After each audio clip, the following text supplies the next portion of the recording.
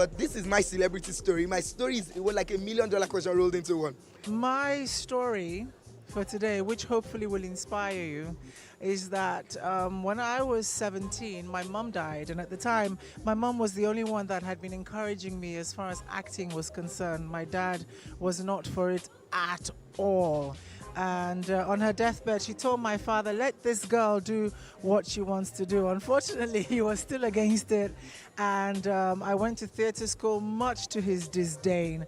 But the thing is, even though I went through a lot of stuff because he refused to like sponsor me because I was doing what he didn't want me to do, I endeavored, I worked, I had many jobs. I used to do all kinds of stuff. I used to braid hair. There's a lot of stuff I do people don't know about just to make ends meet.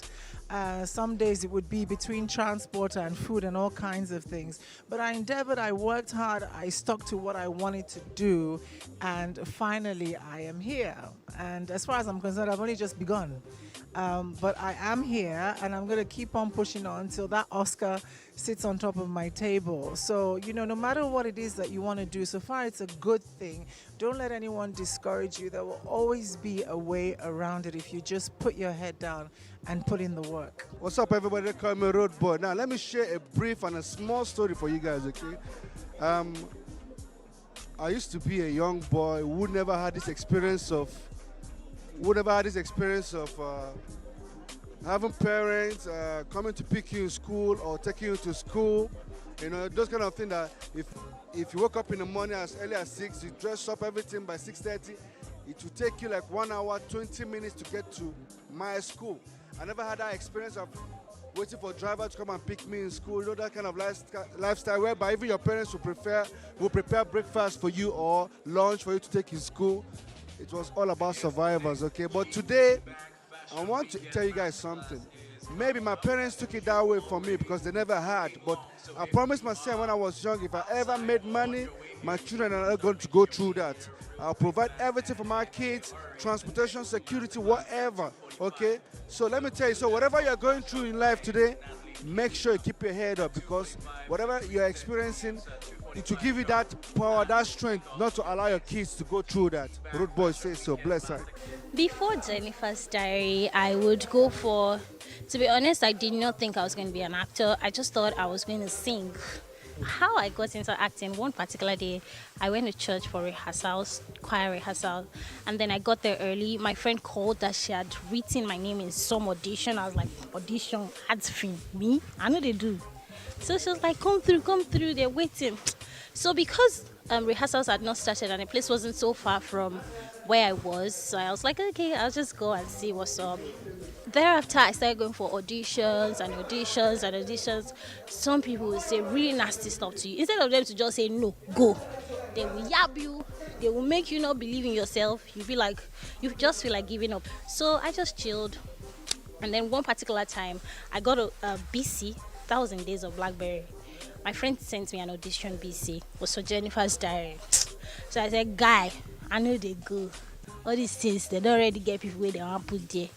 So I'm not going to go. So I was like, go. My mom told me to go. My dad told me to go, the amazing man, and my friend. So I didn't even know what to wear. So I was discouraged, like, nah, I'm not going to go. But my friend, thankfully, she works for Genevieve at the time. By the way, I love. I cannot explain the love I have for Genevieve. The place was crowded and I don't like crowd. So I went to hide in the restroom as always. That's what I always do. So I was there till like 8 p.m. For real. I called my mom. Mom, I'm leaving. She said, no, too bad it's audition. So I stayed there. 9 p.m. I auditioned. In my head, I was like, there's no way they won't have found people they need. A couple of weeks after, they called me for the second audition. We did the third audition. We did the final reading. We're quite a number of people reading for Toyosi. At the end of the day, as God would have it, I got the role for Jennifer's Diary to play Toyosi. I did not have any idea that the character was going to have so much continuity. I don't even know. I didn't know that I was going to be in several seasons. So, yeah, and that's how I found myself in Jennifer's Diary series.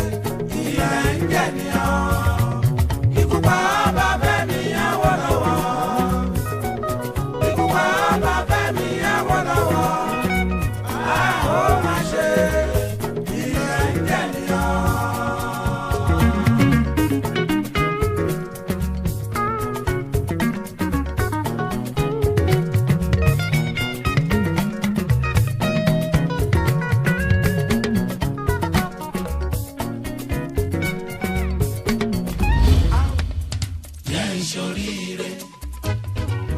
Bàbá jẹ́ n ṣoríire.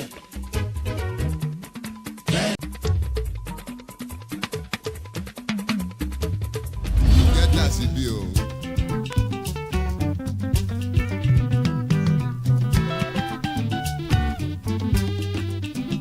Ìgẹ́tà sí bí. Àìdájẹ́ ìdánmúsá. Salari mai kare gudun doki dan Musa.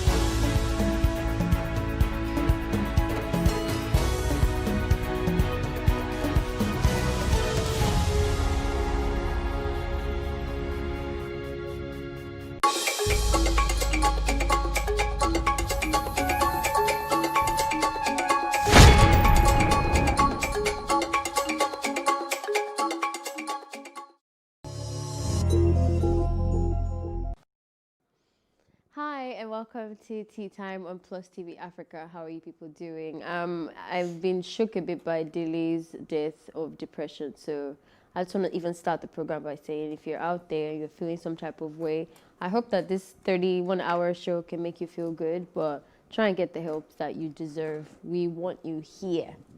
Okay, but anyway, moving on. This is Tea Time on Plus TV Africa. We are an entertainment analysis show that covers everything pertaining lifestyle. I always say if it's hot, we will talk about it, and if it's not, then it just wasn't hot enough.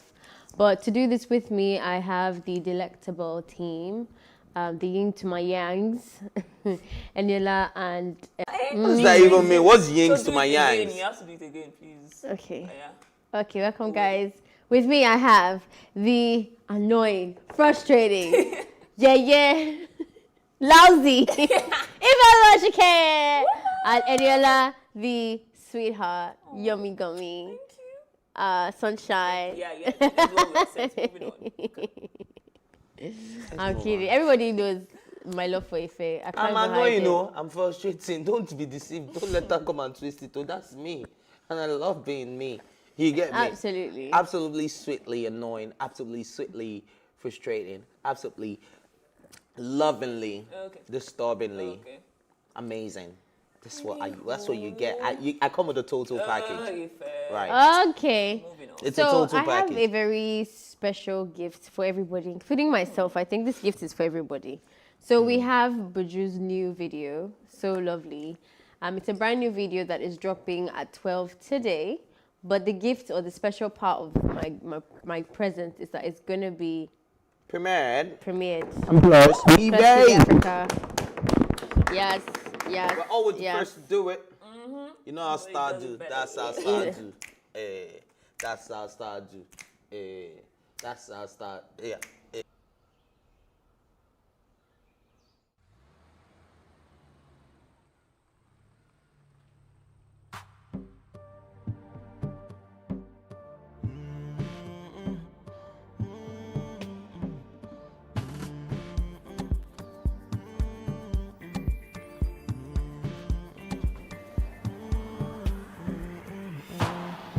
She did lonely, and she go like to boogie down on me. She did relationship, but you don't ever keep it company. She did lonely, and she go like to boogie down on me. She did relationship, but you don't ever keep it company. She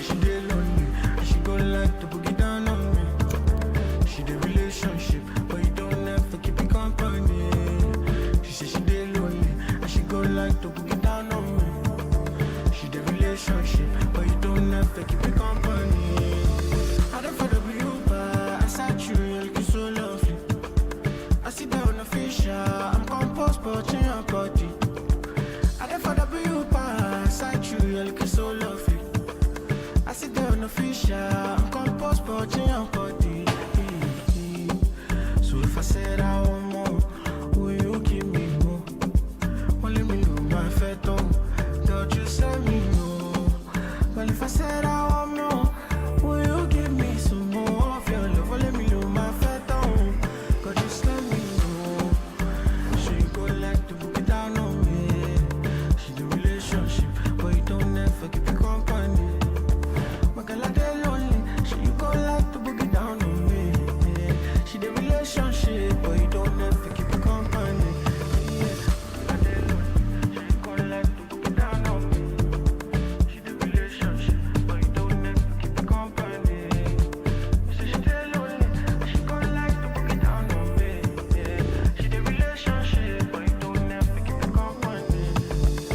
She dey lonely. She go like to book it down on me. She the relationship, but you don't ever keep you company. I dey lonely. She go like to book it down on me. She the relationship, but you don't ever keep Timmy you J company. on the track.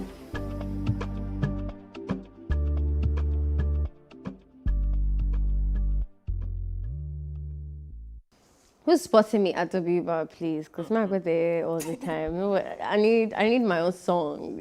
I mean, but it's a vibe, definitely. I'm happy. I tell you for W He's- bar, sight you looking so lovely.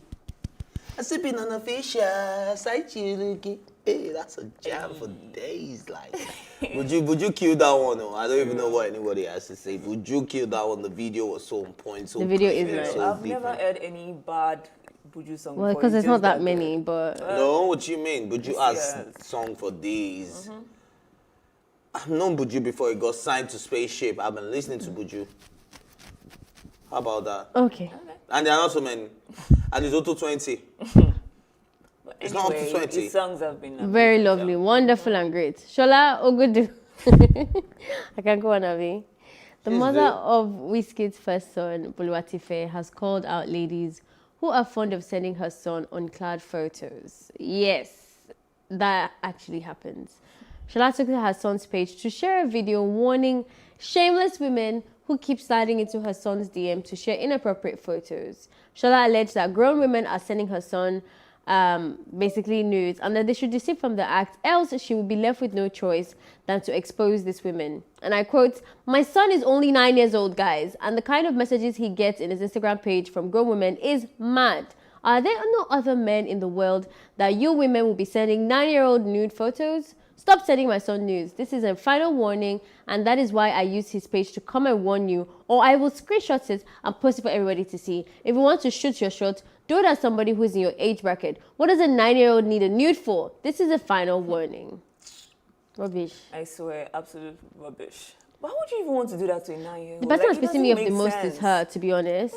She's not even the one that's pissing me off the most. Why are you Shielding putting decorum in this kind of conversation? you. Why are you ranting? As in like heavy ranting. And you're not even gonna put them up. Like it's Does it confusing. make you feel like maybe she's lying? Because I don't think Exactly. there's no mother that will be so disturbed by you sending pictures to my If I- if I 9-year-old son. see it, I think my And first then you should be instinct is thinking to about expose shielding you. them and not exposing them. And like, are you serious? Like, What? you still have time to This warn is somebody them. that does not mind shading somebody else's, calling whiskey, doing baby mama drama up and down. Well, I mean, not up and down. She stopped that now. But when she first had Boluwatife, so it's not as if you don't know how to actually. Unless the people sending the nudes are your friends.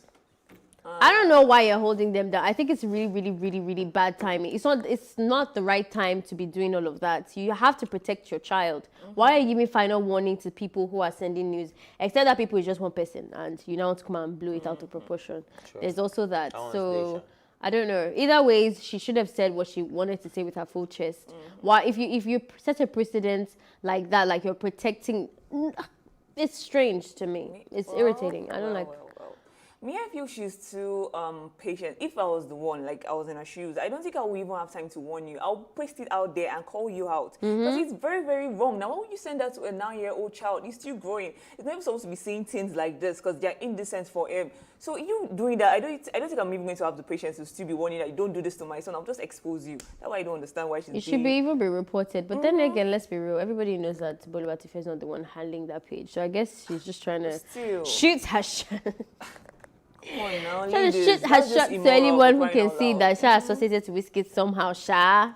Let me just say, I don't know. I don't see it that way though, because The ladies aside who are the sending fact nudes? where from where I think it's beginning to look like you're not being protective enough, because if you were, you should be calling out those people, which I agree to what the both of you have said.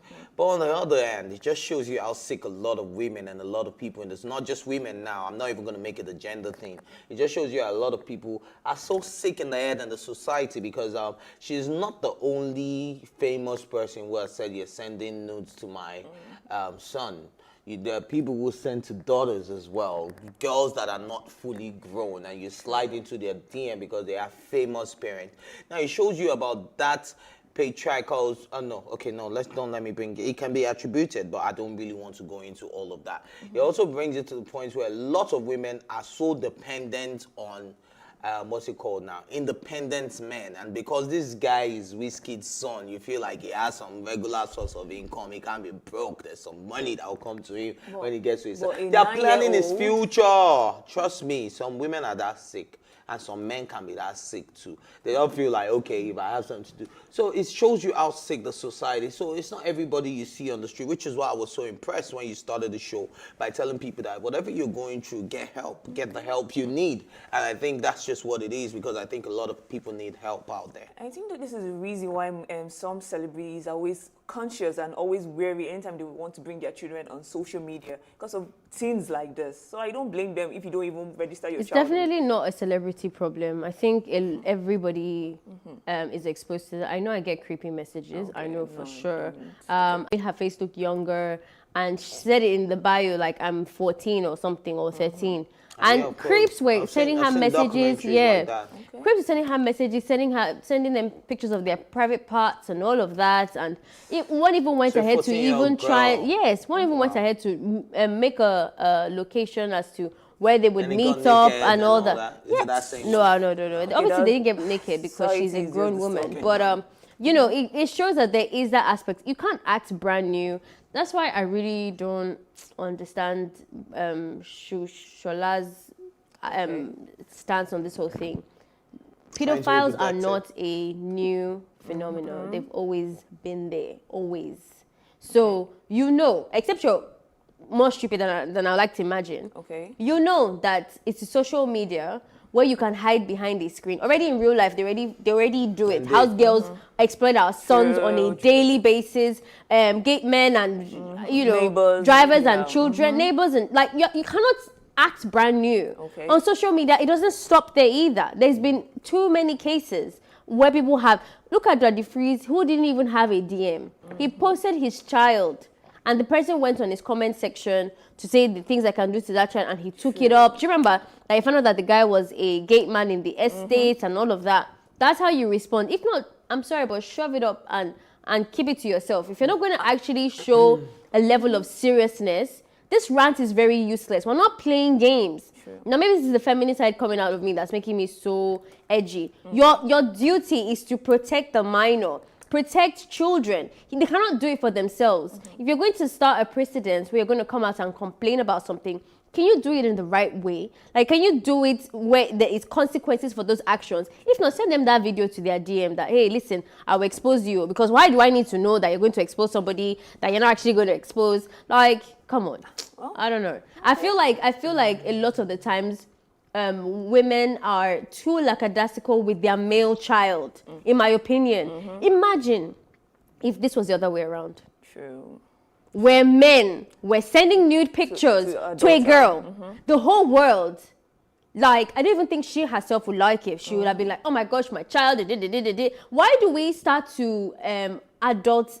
I feel like we make men adults too quickly. He's a child. He needs as much protection as a woman would get. It is not funny. It is not a joke. Don't come and put your pretty face and tell us how you're going to expose them. True. Tell them in the DM that you're going to expose them. If you're coming to social media, expose them. Treat the child seriously. He's been exploited. You still warning them just make it just ridiculous to me. So, Okay, controversial artist. Whew, sorry about that. Controversial artist turned blogger Tunde Ednut has come for popular musician Wizkid.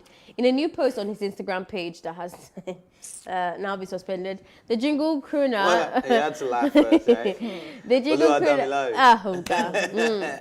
He wrote in a now deleted post that Wizkid has a strong heart because the Starboy Entertainment record label boss does not reply to criticisms. Long time, oh. How are you, my guy Wizkid now? That guy, you go curse him, he won't reply. You go hail him, he won't reply. Now, wow, why person heart go strong like that? Amina. I don't know what he was trying to say. I know say they go pray on my damn for. Oh, I don't know that. Say down for. I say banjo. Okay. I actually don't know that song. Anyway, You know Reckless. Like, who doesn't know Reckless? I'm sorry. I guess I'm one of the two. The entertainer returned to Instagram on Monday, January 11, and has gained 1 million followers within the space of just 3 days. And now all those followers have been lost because Instagram has suspended his account again. God, am I really one that is always tired whenever I see Tunde Ednut on the news? Like, come on, guy. Wait, what even struck me out of this conversation is you saying you ill Wizkid, the one say you're the same person that would drag him. You're the same person that is going to ail. What's this supposed to do? Oh, yes, my guy, thank you for ailing me. I forgot in the past that you insulted me. Like, come on. At this point, it just shows that Wizkid doesn't see him as someone relevant to me that he should reply to. I think in that post he was generalizing it though, because you've seen a lot of instances where Wizkid has been called out and you expect him to say something. Including me. I've said something on the table so many times. You see people that will say congratulations on your album, he will never respond to them. You see people that will tell him that you are the Starboy. Wizkid will never. Wizkid doesn't bask in I think he has so much self-confidence that he just He doesn't need you to. Yeah, he doesn't need you to. And then if you really want to drag him, he only speaks when he thinks it's necessary, because I think he came out to clear on the air on the deadbeat dad, blah, blah, blah, sometime. You know, like I think months later, say, if it wasn't like it was immediate. But what I'm so you have to have a emphasizing strong heart for you to really be able to do that. Do you understand? Like, for you to be able to debunk trolls, for you to be able to just push them to the side and be like, nah, look, those trolls are none of my business. I'm just going to do my thing, hate it or love it. No, a lot of people can get by doing that. A lot of people are too weak. Like they always say, Twitter is not for the faint-hearted. Do you get me? So if you are not strong enough, you shouldn't be on certain platform. And I think the same goes for being a celebrity. It comes with a job. You get trolled. You have people that, but you see everything you respond to. I don't think so. But what I'm still emphasizing on is today not finding it necessary to always call Wizkid's name. I don't understand. Like, why do He's you obsessed need... with Wizkid. Thank you. I think because a lot of people are Numbers. Which numbers? Wizkid is not even the most followed. He's not active on social media. It's not like he's giving attention to somebody else, and he's not like giving Tunde. I think it's because it might be right. I don't know, but my opinion is Tunde has a lot of people who follow him around. Like even when he started this whole thing, I mean, you could see the videos he uploaded of people saying, welcome back, my guy, blah, blah, blah, blah, and people are of high caliber or whatever. So when you see that everybody is, chasing after you, you would easily spot out the ones who don't, if that makes sense. I mean, I even heard that he blocked Macaroni. That's what that's what I wanted to bring up. When it was like Wizkid does not even listen to criticism. Mr. Macaroni was trying to correct him, and you blocked him. Yes. So why you calling Wizkid? I don't want to change the topic, but if it's regards to that Macaroni thing, I will block you too. Nah. With Macaroni, in fact, Hypocritical, brother. Like first of all, you know who Tunde is, right? You know he's mannerless in that sense. But because of whatever benefit you think you're going to gain from him, you carry his bomb and you put your face inside, and then you now want to come and form. Guy, choose your place. Are you for the guy or you're not for the guy? And that's why Tunde don't block him. That's the only thing Tunde has done in this space of time that I respect. If you're going to follow me. If you're not going to follow me, don't follow me. I don't want the hypocrisy of like when you were saying to the follow Tunde. Do you know who you were asking? You know, say follow Tunde not, but Tunde, please. So when they follow so you, if you want to now you want to give advice to someone, right? After you have kissed his eyes, keep behind.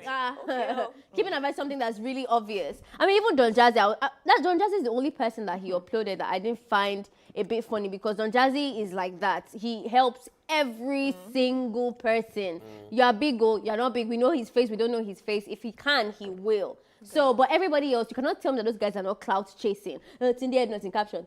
And they're the ones reporting his page.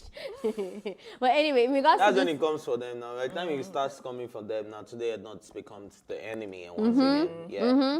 So I like you said, see, I'm very happy with you today. no, I don't like that. Very, very happy with you. Macaroni has never posted such a thing for people. I'm sure he has friends that are begging. Guy, help Post me me. post my kidney. Help me. You want to go and do it for somebody that does not have sense, and you think you'll not get beaten. Anyway, in regards to Wizkid, I think Don't say that part too. I think Wizkid. I'm one of those people, like you mentioned earlier, that I met Wizkid when I was much younger, and then I went and I met what's it called, Davido, and I could see. I'm sorry to compare, but their personalities are like the complete opposite of each other. That they are the best fit for me, and obviously they are close to each other in terms of competition, or in Burna Boy's word, worthy contenders of each other. So Are they now? yes, they are. Yeah. Yes, they are. The numbers. They are.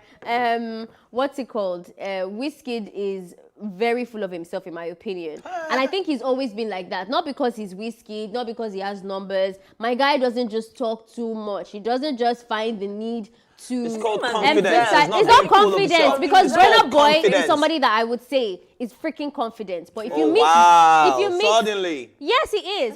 You cannot say that he's not arrogant, but he's confident. I want to say that he's not confident. But because somebody is confident, because they're arrogant, doesn't mean that they cannot be people's persons. If you meet, what's it called, Burna Boy, and you say something like, "Guy, he will entertain you. He will shout your name in the club. He will, like, I've seen Burna Boy one time. He was friendly with people. Do you get what I mean? Wizkid is not friendly. He hasn't really ever been a people's person. Like, I've never seen him like engaging.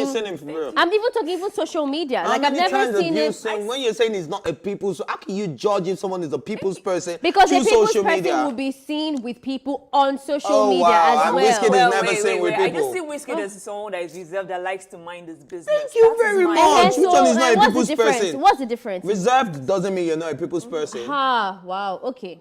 Okay.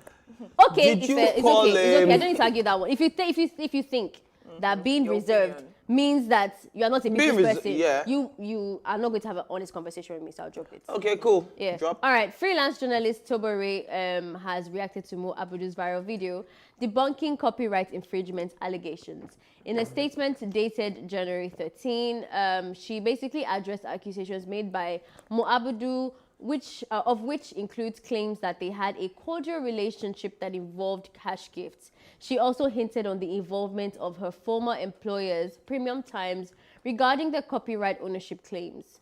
Reacting to Mo Abudu's claims that they had a relationship prior to the release of Oloture, one that involved her gifting the journalist money for the burial of her deceased father, she stated, "I sent messages out." This is Tobore now saying, "I sent messages out to all the contacts on my phone subsequently to inform them to please remember my family and I in prayers, including Auntie Mo at the time before the release of Oloture. I have never asked Auntie Mo for money. Rather, she sent me a message to send my account details for her to send me a token towards my dad's burial. I did, and she subsequently sent me 100,000 naira." I mean, she goes on. If there's any, okay, let me even start before I open the table for conversation. In case you don't know what the story is about, there was a movie called Oloture on Netflix about a journalist who wanted to investigate the natures of human trafficking, and then got trafficked herself.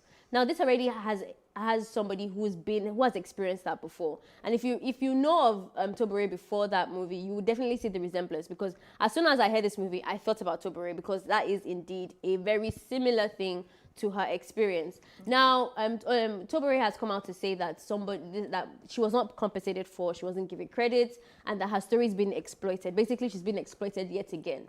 Mo Abudu now made a video basically saying her own side of the story, saying how she was very compensated, and that she went, this is Mo now, that I went to go get the copyrights, whatever, from whoever. Now, let me just point out to make things clear.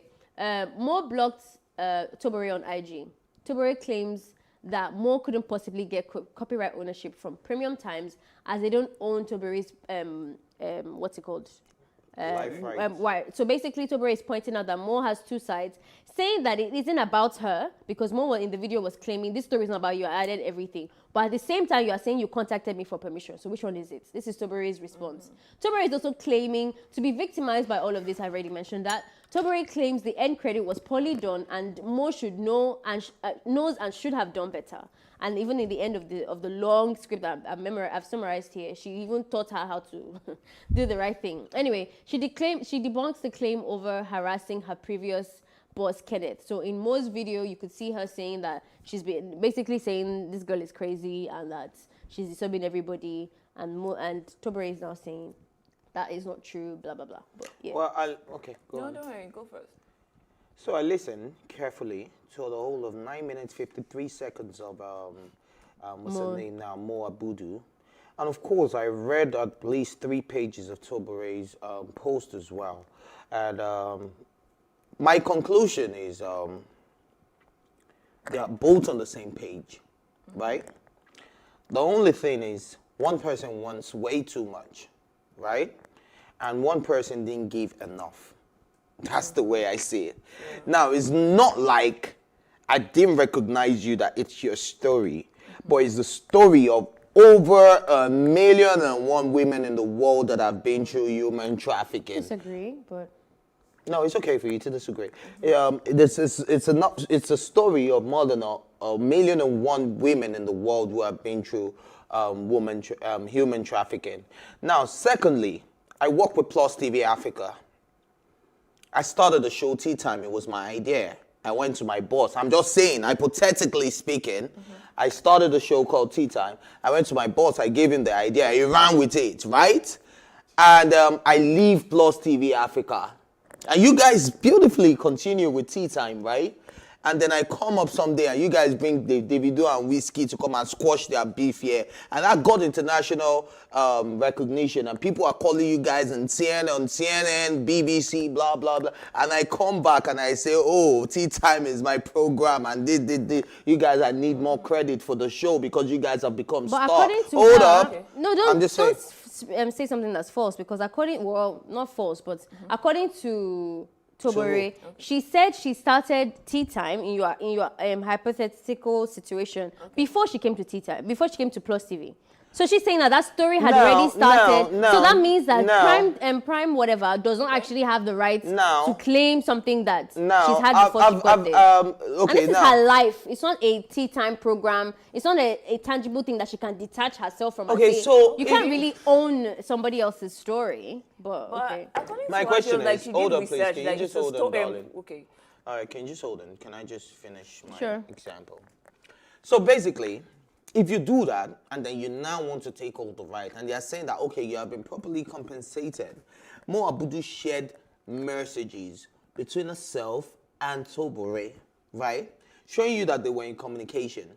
Now, if I'm in communication with my former boss in Plus TV Africa and we're talking and he's telling me, oh, this, that, and it's someone I can always go to. Is social media the first place you think I'm going to tackle things? Now, what is Jiang's problem in all of this? He directed the movie Oloture. And you're going after a man that did not even see the script until... They called him on it. Do you understand? So isn't that alone in itself a wrong thing? You claim that you wanted to, do the right thing. No, more now that she did the right thing. But you had already gone as far as writing the script, figuring out the director before you then now with the owner of Premium let me even correct that. Compensate her at the end of the day. Well, okay, let me even say one thing as well. I find it really strange that you don't see that this is somebody's life. When I was trying to correct you, that you said no, I can count. Let me tell you now. And I wish I had more time to research it, so I can give you numbers of how many people who were practicing journalists that went undercover for human trafficking and became trafficked themselves. There are not that many. Okay, they are not that many.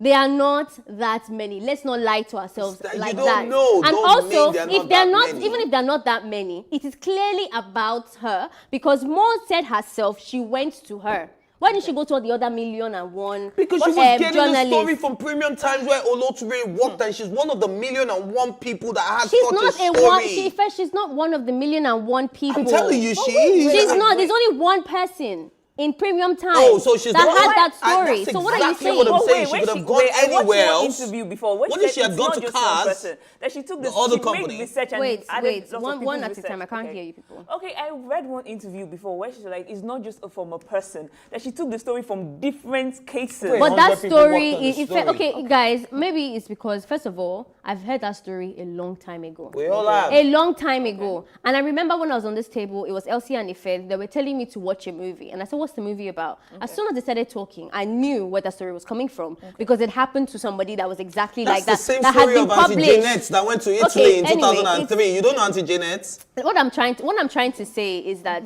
this lady made a movie, a video, kind of like insinuating that she had already compensated her with this token. Okay. And apparently she's saying that that's not true. She's saying that Mo Oloture never said that. Tobore has Mo never said she compensated her with so X amount of money. Mo gave her money when she asked for help when her father died. That's why I said I watched the old and then line. also said, you see, Hold did on. you read her Tobore's claims as well? Because I you're read claiming 3 to have pages of watched Tobore. it, and you're using Mo's video as the final say. I'm not When using somebody Mo's else also video. has You said are what she has saying that said. somebody said she compensated her for Loture. Now, Mo's agreement with her was that you are going to get a certain percentage when this movie gets to the cinema. And she sent her a message that, look, we're not in cinemas yet. It's only released on Netflix. Please get your people to watch. But trust me, I will still do something even though we are not in cinema. I read the 3 pages. Okay, well, of- read Tobore's message I as well read because 3. she's I read saying that 3. that never happened. Well, she shared the chart. She said the chat. We did not see any chat. She Stop said it acting happened. like And more did Abudu's she and words did- are the okay, truth. At what point did what's her name again? Why are you picking sides already? This should be a Oh, more. really? More, Okay, we're picking no, sides because now. If it's about picking sides, you're also picking a I'm side. getting more defensive because you're acting like most words are the final say. I'm not saying Just most, say you're what not you read. I think that's what you read. listening. Yeah, well, Tobore has also said things too. So I'm balance also out the saying- conversation. What I'm saying is that Tobore never, ever, at any point in her write-up, denied the fact That that she received a sum of money. Do you understand? Received Or she a was sum of reached money. out to, What? Or that or those messages you shared are false. No, in her recent statement, she basically she said it So she out said the loud. messages are not mine. She said that even her lawyers had already told Mo Abudu that she was never reached out to get the proper channels, whatever. I even put it there as a summary that I got from her statement where she said that it's funny that you're saying 2 things, that it's not about me but that you came from me, but and she's never been she's never been asked for the proper rights to her story or whatever. That is the claim, guys. We don't know anything. Let's defend shout from morning to night. We both don't know who is saying the truth. We're They're just both saying. saying Nobody's very saying different anyone is saying things, the truth. and we don't know what's Yeah, but it won't happening. be There might be some unnecessarily truth in defensive. each person's truth, and there might be some lies in each person's lie. But I hope that they can clear it out, because I think it would be unfair to take out the fact that this is personal for Tobore. It is her life story that she still has to live with, and it's not something that you tread upon lightly. So for me, I would be more careful with how I say it. But please 2.5 billion follow the naira will be story. personal to a lot of people Follow too. the story yourself and make your own conclusion. Let's go on a quick music break. We want to celebrate the upcoming artists that we have that are doing really well. Please enjoy. We'll be right back with a lot less drama. I promise.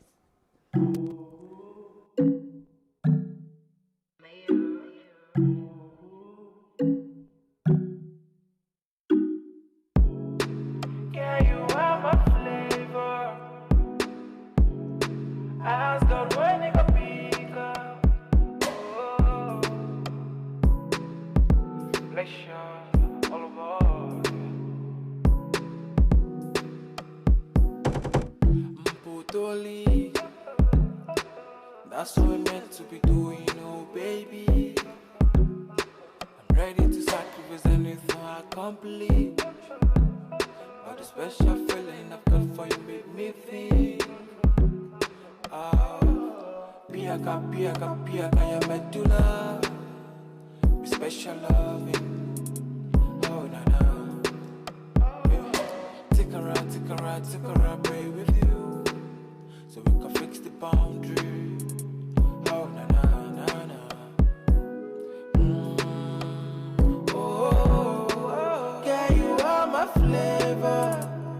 The moji the most one ask God when they go pick up. Oh, yeah, you are my flavor. You are my flavor.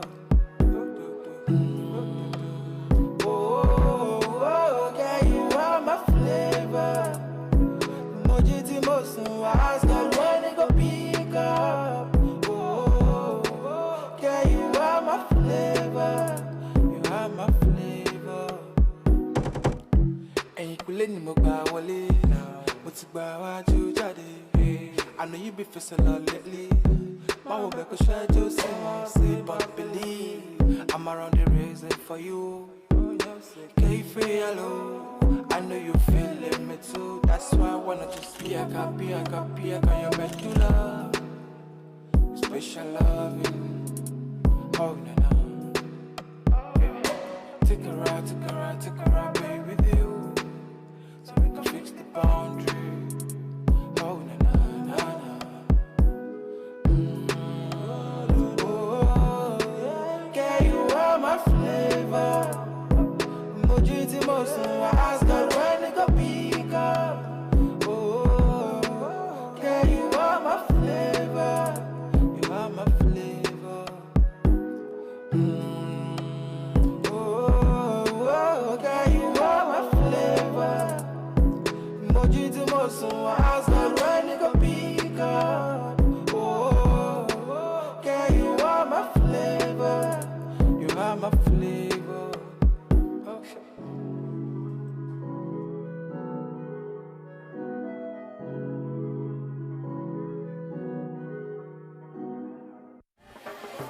Why don't you wanna roll with them bad boys? Why don't you wanna roll with them bad boys? I wanna look here for red and feel that kind of feeling how they feel right now, yeah. Why don't you wanna roll with them bad boys? Why don't you wanna? Hey babe, are you excited? Because I am. And this is why you're the only person I need today, tomorrow, and until the end of time. I may not be the best boy right now, but I promise to be the man that will love you till his last day. I can't wait to say I do. Let me know how you feel.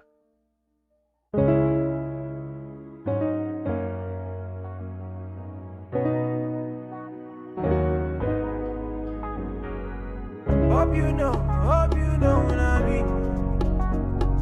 Sky up again. I die.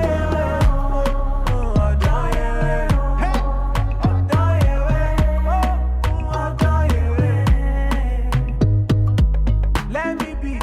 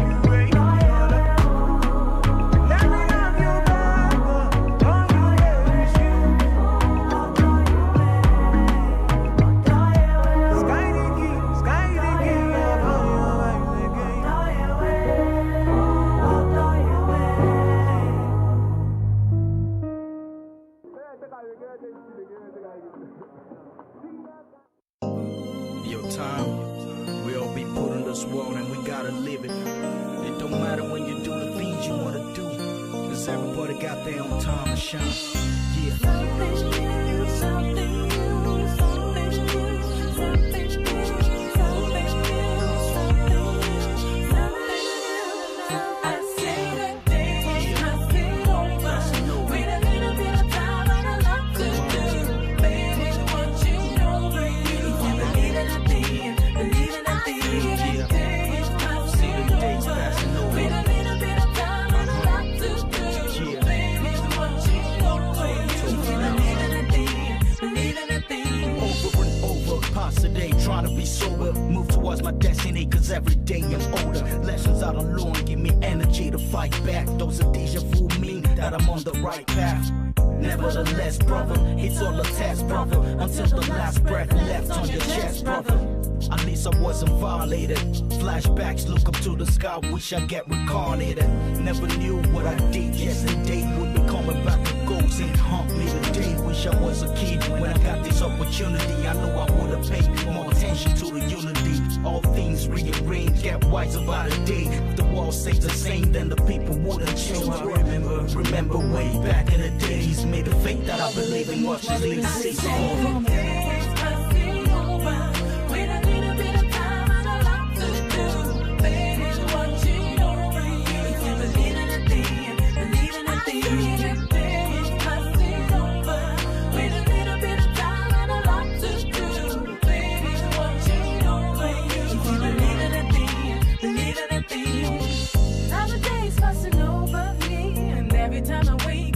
Another day gone. It's cold outside, you see, completely confusing. But I wanna know why you're dressed in black, looking pale out in the rain. Wondering why the sun wouldn't shine your path when you were feeling down. I said it to you that I'm on my way. Said it to you that I'll hit the sun. Said it to you that I wanna touch the sky. Scream my name on a submarine. Said it to you.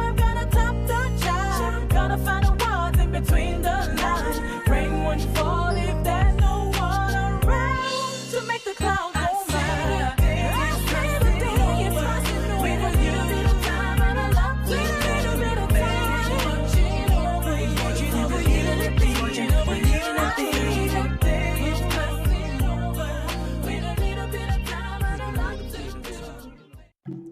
Alrighty, guys. I hope you enjoyed that. We're just going to move on really quickly to other stories that we have lined up for today. Ghanaian rapper Sarkodie isn't happy with social media users who started a new group called Stingy Men Association. And I don't know why we're just talking about this thing now. It's been trending for a while. For weeks now, the Stingy Men Association has dominated trends on social media and has a lot of stars who have been approved from this or by this. So I don't know who's approving who. I think we're all just approving ourselves here. Nigerian Afrobeats musician Mr. Easy and Yemi Alade have proudly joined the online association and shared their membership identity cards on their social media. For the women. Yeah, for the women. However, Sarkodie, who has been labeled Meze since his breakthrough, has been sidelined from the association. On Wednesday, which was yesterday, he expressed his disappointment. He expressed his disappointment in those who started the association online for excluding his name, indirectly admitting that he is truly stingy. Sarkodie quoted a Twitter thread saying it is disrespectful to exclude him from the association, adding that a lot of guys shouldn't have had their ID cards before him. Let me translate it in a Ghanaian accent.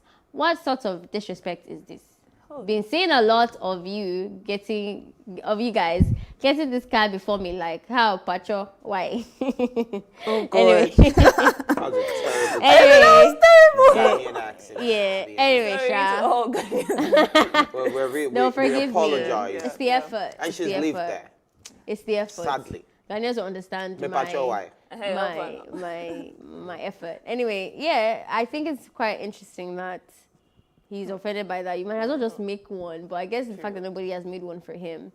I know that there has been a rumor about him, at least this was like maybe 6-7 years ago, 8 maybe, of when I used to stay there, about how this guy does not actually spend in clubs and does not spend in this place. He's basically not a lavish like spend all my money kind of person. I don't know if that's enough to say that he is now stingy in his relationship, because I know that this stingy thing really works well in terms of like your relationship with other women and stuff. Like, is it tacit to women that I don't have money to give you because I'm in Stingy Men Association? So I don't know how true that is, but I'm sure obviously it's for banter. All I can say about this particular topic is every time I see people take it too seriously, I think it's a bit weird. I think it's supposed to be this fun and games thing and for bands and all that. But yeah, they've made one for him. They've even given him the verified code.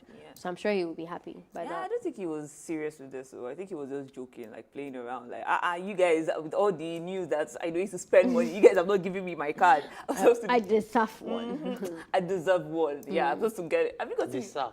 Have I God in mind? Yes. I don't belong to So you're not part of the the Stingy Men Association? God forbid. Okay. I'm a cheerful You're giver part of the lavish. association. There's another one, the Lavish Men Cheerful Association. Givers Association of Nigeria. Men like CGA. That time his lavish is 5,000 naira credit and 2,000 naira emergency funds. At least it's lavish. And At which least stingy men will not lavish, give you. come on, will At you least clear stingy out men will for not give you that my 5,000. side They'll with give 5,000? You you can keep your 5,000. What's that? We're talking about generous as in like a trip to Dubai. Why are you talking about 5K? What's that one? I'll do my I'm 5K getting there myself. now. Can I start from by 5K? Can you let me have my humble beginnings? See, I don't think you should be part of the club then if you are doing 5,000 there. You know, for you to be stingy means you even have something to give, and then you're holding it back. Can I not have my humble beginnings? If it's my Gary that I'm not giving to somebody, is it not my Gary? Is it your Gary? I can be stingy whatever is mine. It's none of your business. That time your mind is like a little, that's not, it doesn't apply, sorry. Could apply. Whatever. But yes, I'm sure part of the cheerful givers, because African women deserve better, and they deserve to be given. As long as you have, please give to any woman. In fact, this is a new challenge. Give today. Let it be heard. Give today. Just post that you have given somebody something today. It could be a man, it could be a woman. You know, just give. Just give. Okay, You don't support the Stingy Men. There's love there. I have You don't support the Stingy Men Association. I don't even know stingy men to start with. Okay. I have a question for you, anyway. You meet someone, right? Okay. Like serious, so like you are feeling each other legit. I know somebody that is stingy. But no, then I'm you sorry, notice- I take that back. This guy is stingy, die. But then you notice that the guy's actually stingy, and he has enough to share, you know. But he's really stingy. Like he doesn't. It's not in his vocabulary to give you anything. If at all you ask, if he finds it worthy, maybe you said, my life depends on it, or you know, can I give you 3K or something, or 4K, whatever he has, I don't know, Sha. Let's not put a price to it, but he will give you something, right? But he's not a giver.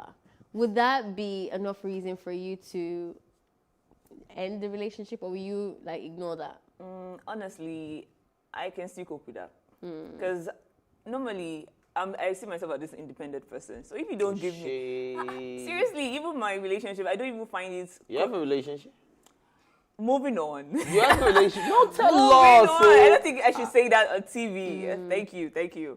And yeah, even when I'm in a relationship, I don't find it... when? Even when I'm in a relationship. Or if I'm I'm in a relationship, I When? don't find...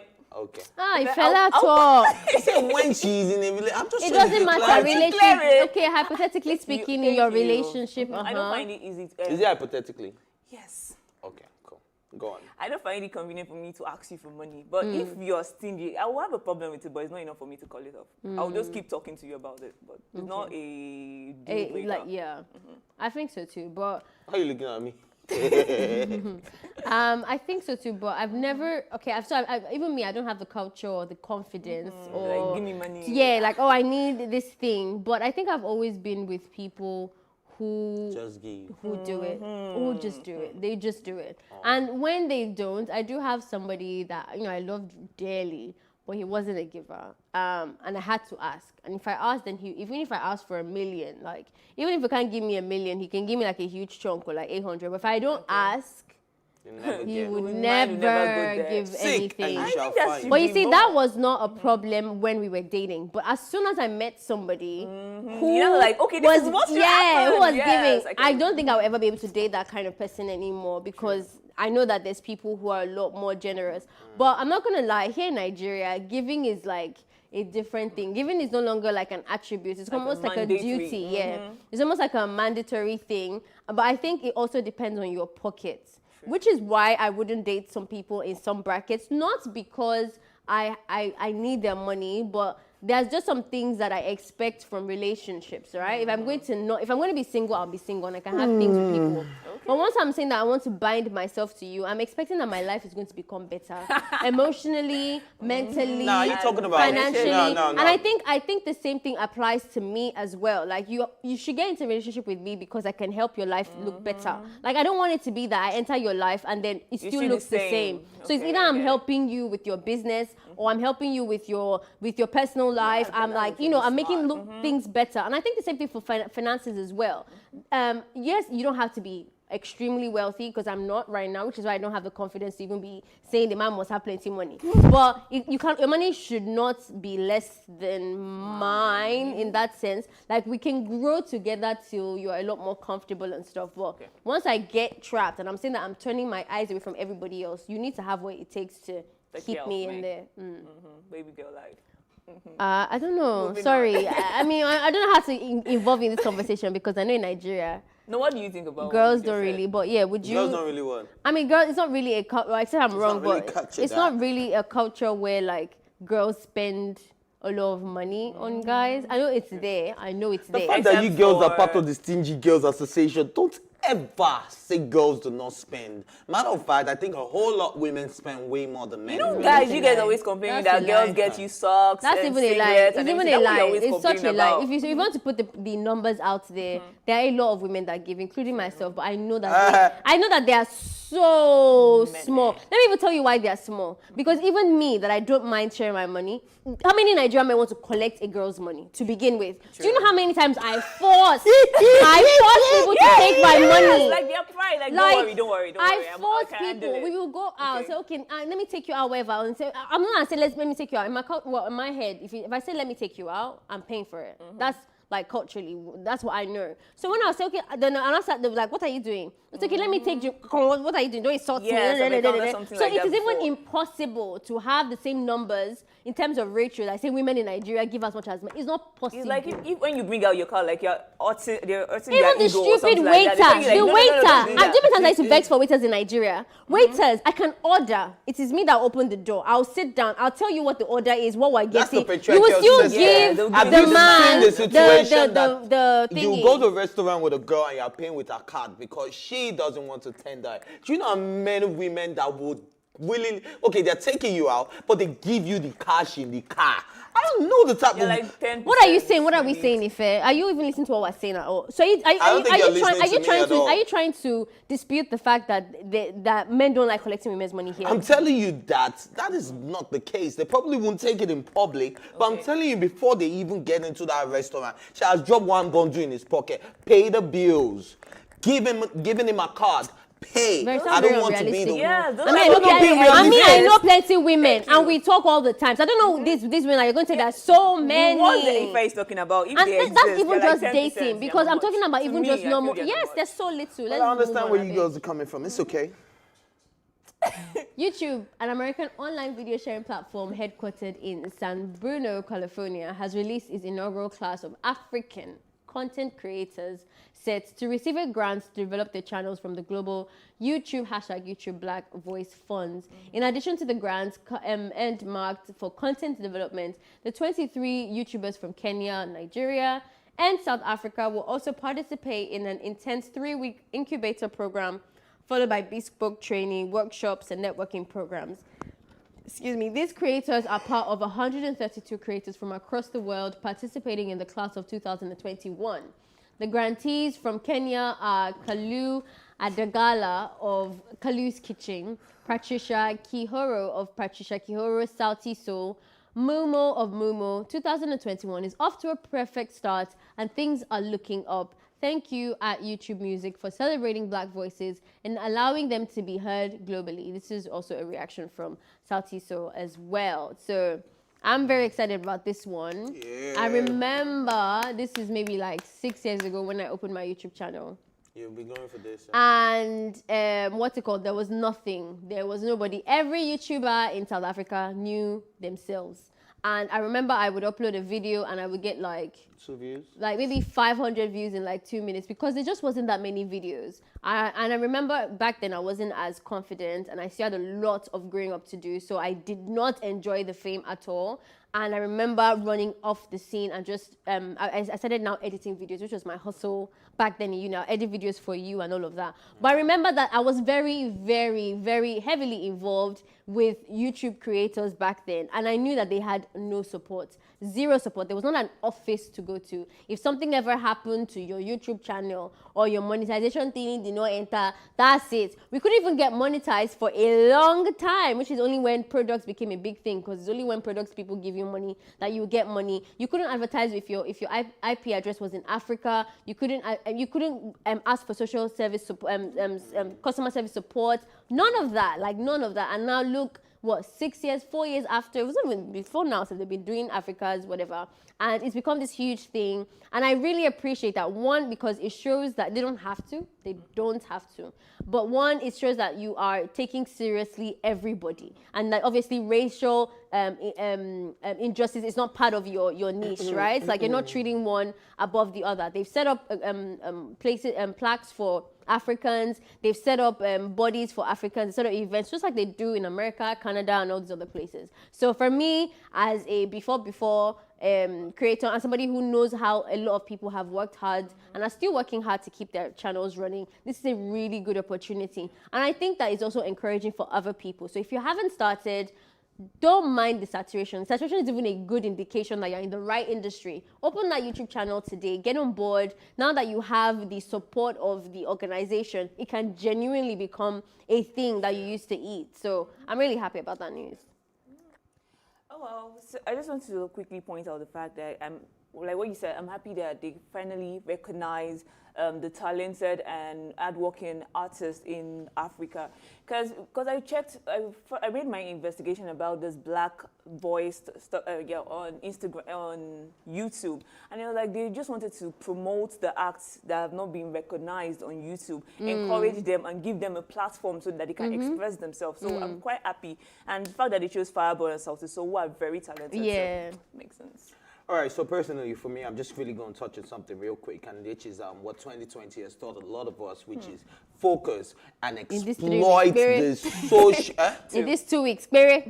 2020, I said 2020. Oh, did you get 2021? I swear. Me too. I don't know why. Oh, no, it could have been a slip of tongue, but I meant to say 2020 in case I said 2021. Okay. Yeah, 2020 taught us that, look, exploit the social media space, exploit that space. And I'm sure those people, the creators, are also seeing it that, look, that is the future. Yeah, any content you want to put out there, everybody's online now. Everybody's doing something on Instagram, on TikTok, or whatever. So just focus on that, get your stuff out there. And of course, the sky is definitely your limit. Alrighty, well, thank you guys so much for watching. That is all that we have to take for today. But you can obviously join this conversation on social media, like we've just been emphasizing. The conversation does not have to stop here. So if you want to talk to us, you know, all our social media handles, feel free. Just use the hashtag #TeaTime or tweet at us at +TV Africa. Remember that you can catch up on all our previous episodes in case you heard that one of your faves were here one day and you missed it. Go on our YouTube channel and check out everything. If in case you joined this conversation a bit early or late, or you saw one fight that we did not finish, go to +TV Africa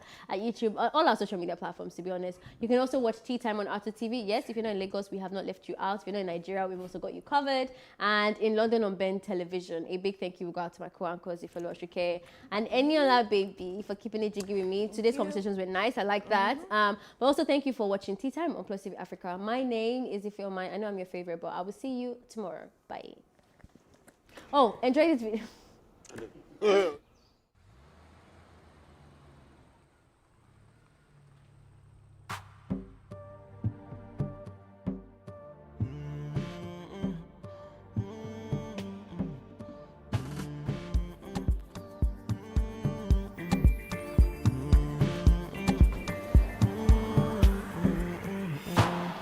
see she dey lonely, and she go like to boogie down on me. She dey relationship, but you don't ever keep it company.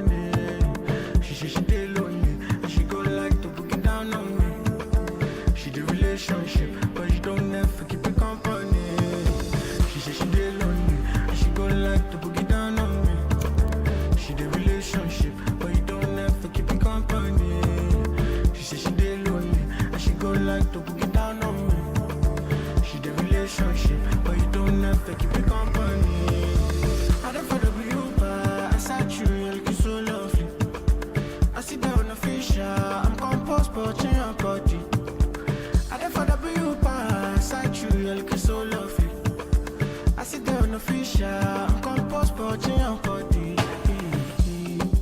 So if I said I want more, will you give me more? Only me know my fat on. Don't you send me no?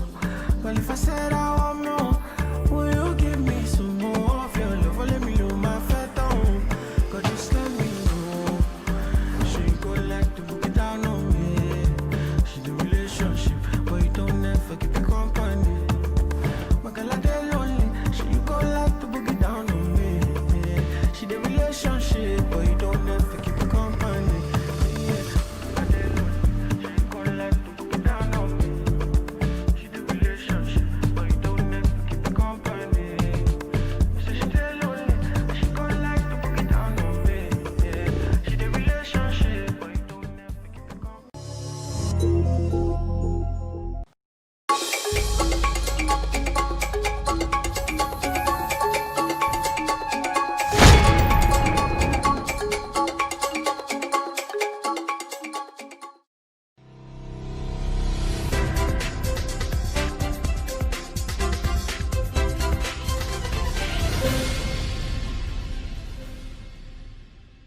Stories of successful businesses vary. Some began as a result of following their passion. Others built businesses out of the need to solve problems, while others converted their struggles, which they overcame, to businesses, and the list goes on. Welcome to Ladies Talking Business. I am your host, Irene Ubani, and here with me is my co-host, Oremi Akon. Our guest today is Nkiru Okpareke. She's the CEO and co-founder of EnviroGrow Farms. She has over 20 years working experience, with a decade of that experience in ExxonMobil as a project and design engineer and project manager for infrastructure projects in Nigeria, the United States, Singapore, and France. Nkiru also works as a human capital development expert and management consultant in Canada and Nigeria. Nkiru has an engineering degree from the University of Port Harcourt and an MBA from the Schulich School of Business, York University, Canada. In 2015, she won an award from the Center for Value Leadership as an outstanding female entrepreneur in the agricultural sector. Nkiru, thank you so much for joining us in the studio. Thank you, Irene and Moremi. Oh, certainly. Of course, from what we have just read out, it's obvious that you did not start your career as an agripreneur. Tell us about it. I started my career working as an engineer with ExxonMobil. I did 10 years, and I just needed to do something else. So I went back to school and did 2 years MBA in Schulich School of Business. And after that, my business partner now was also completing an MBA from Harvard Business School. And we're thinking of what to do, and we just realized that agriculture, you never go wrong with agriculture. Even if people are sick, they have to eat. Right. You know a very unique thing about your story? When we talk about the company where you worked at before, this is something that till date is some people's dream job. And this is you walking out. Was it a moment of, you know what, I'm done, I just want out, I want a new experience? What exactly was it for you? Yes, it was. I felt I had learned all I needed to learn. I have done a lot of work. I have traveled to places, and they've given me a good opportunity. And I felt it was time for me to start my own and also be an employee of labor and also contribute to the economy. Instead of just being a consumer, let me also become a producer. I like that bit. Interesting. Really interesting. Okay, well, let's talk about the agriculture a bit now. What experience influenced agriculture? So when you left, was it straight agriculture in your head? No, when I finished business school, I started working. I didn't know what I wanted to do initially. Then it was actually more of my business partner who was thinking about agriculture. And I said, okay, it looks interesting, because I found out that a lot of the multinational supermarkets were coming to the country, and they were importing a lot of things. And I felt, why should they be importing things we can produce? I'm really one of those people who believe in import substitution. Why should we spend our scarce dollars bringing in things we can actually produce? And because when I was growing up, my parents were civil servants, and they did a lot of farming just to subsidize their income of large families. So farming wasn't new to me. And so when the opportunity came, I just said, this is something I could do. But as I always say, I was not going to do my grandmother's type of farming. I'm already exposed. I'm a scientist, I'm a technologist, so we had to use science and technology to do whatever they were doing, but do it in a better way. Amazing. All right, I like the fact that you had already thought about the level of structure you needed in your business, of course, which I believe has a lot to do with the success of any business. Now, when it comes to agro businesses, for which you are a player in, I understand that it's not just when you say agriculture, there's the farming and then there's the processing.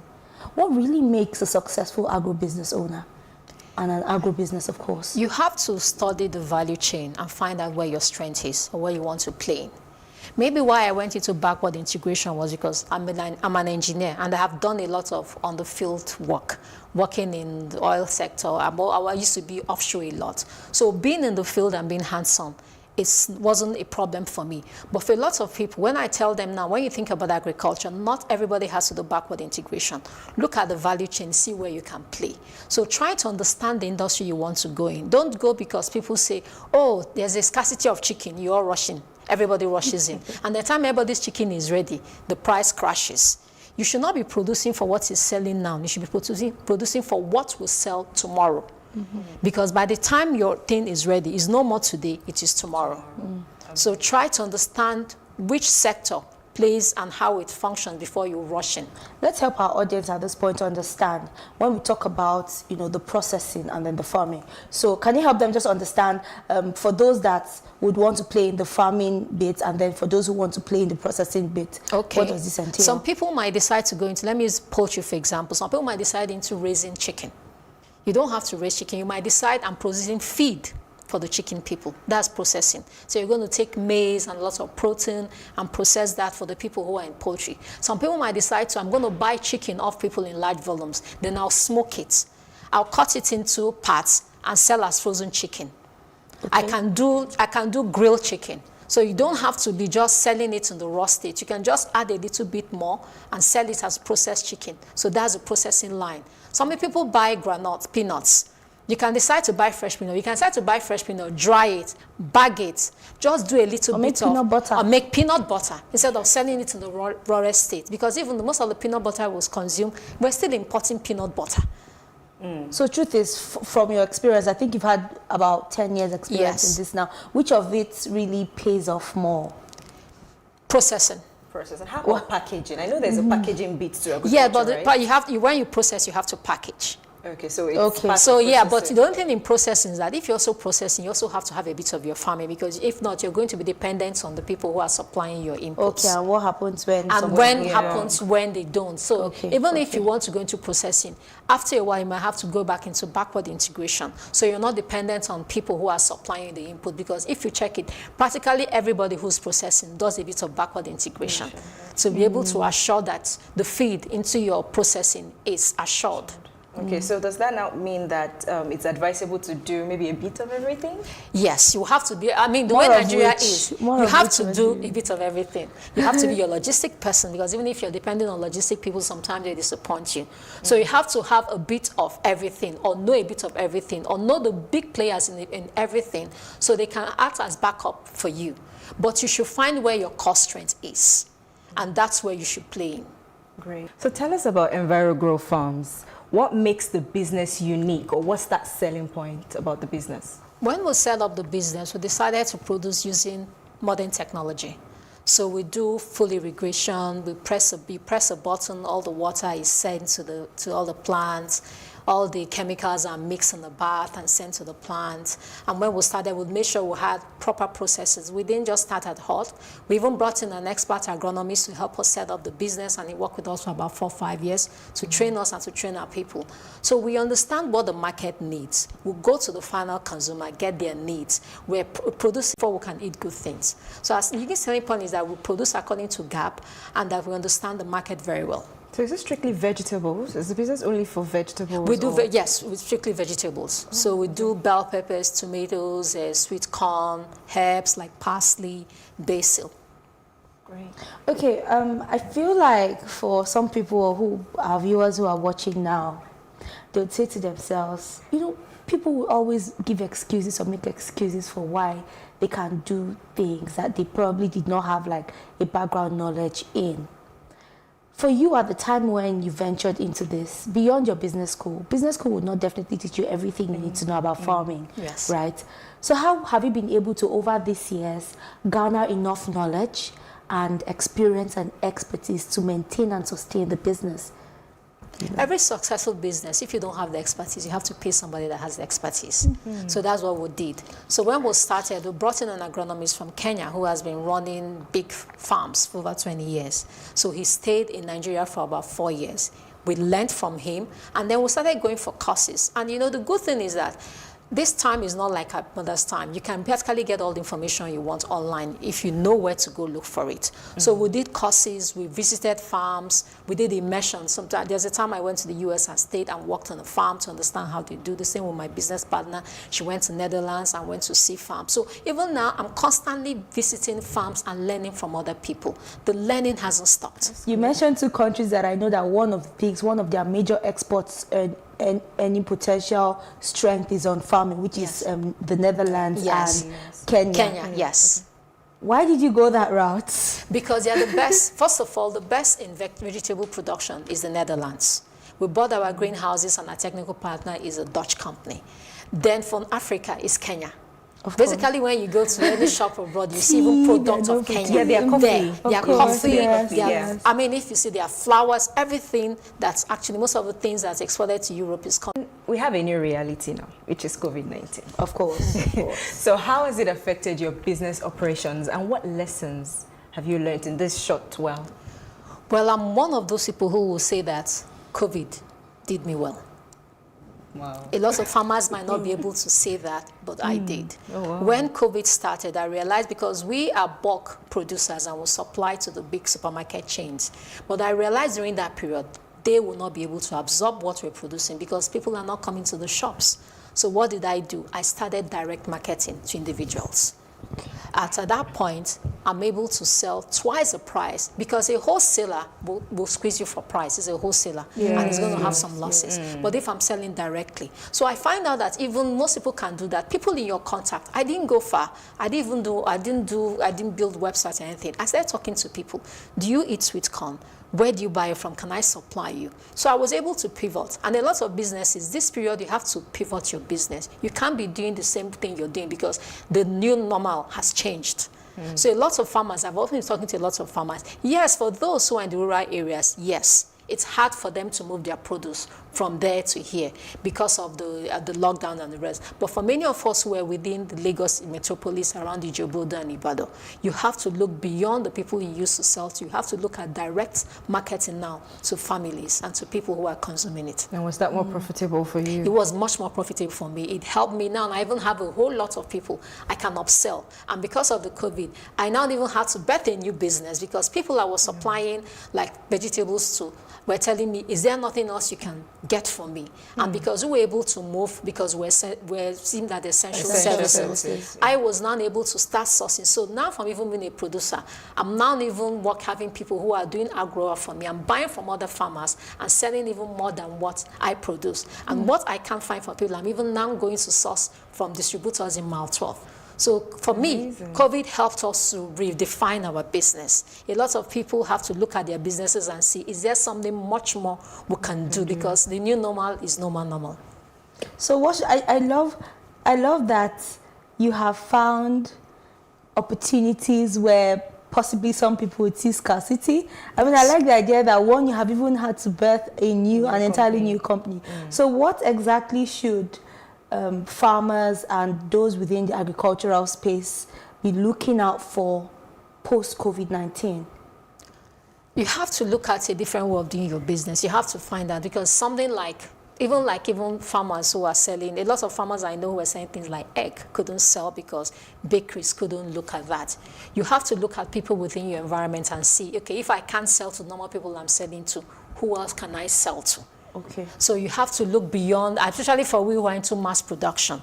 Okay, if I can't sell my chicken fresh, can I grill it and sell to other people? Can I have a storage? If I can't sell my fish, you have to look. There are some places I never thought I would sell to, but I have to go down to sell to those people. There are some of the farmers who say, I will never carry my produce to Mile 12 and the rest. But if they're the ones buying now, you have to think about taking to them to buy for you. So you also have to look, farmers, another thing we farmers do, which is not good, to work in silos. So we need to start talking to yourself. You're selling tomato. Okay, please, while you're selling tomato, can you ask people if they also want pepper? I can give them pepper. So, because if you look at it, the big farms abroad, or when we talk about farming abroad, they form cooperatives. So even if you can't come and form a formal cooperative, within yourselves, you know what you sell. At the moment, my green peppers are not available. My bell peppers are not ready for harvest. But I have people who have bell peppers available for harvest. I'm buying from them now and sending to my customers who also need it. So we farmers have to come together and say, because some things are complementary. Somebody who's buying lettuce probably is the one who wants to buy cabbage. Probably will want bell pepper because they want to make salad. Find out who is producing that within your environment and just add all this. If you're selling chicken, find out who's selling egg, because people buying chicken probably also need egg. So find those things and just complement yourself. So you help me and sell my chicken, I help you and sell your egg. It has been a very interesting conversation, but we need to go on a short break now. All right, please stay with us. We'll be back shortly after this break.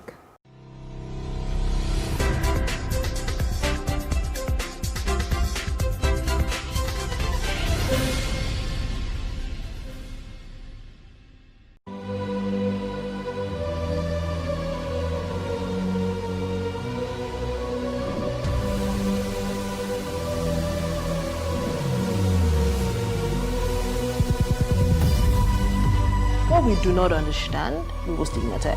What you can see is the remaining of the tanker that exploded. He suffered equally confessed.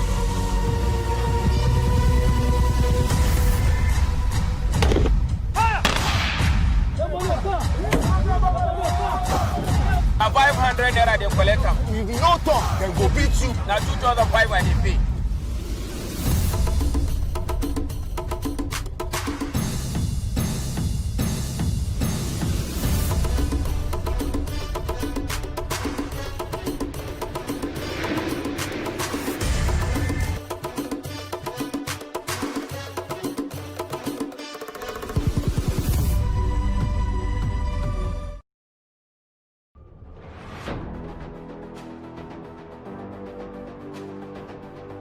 A lot of the jobs that exist today will not exist in the next 10 years. 10 years. When I see people today shouting, we're not too young to run, we are ready to run. Ready to run to where? The people of excellence are, to a certain extent, being held ransom by idiots and bandits. Once you are in government, you believe everything you do is right. And once you are in opposition, everything the government does is wrong. And so it's time for us to take over power.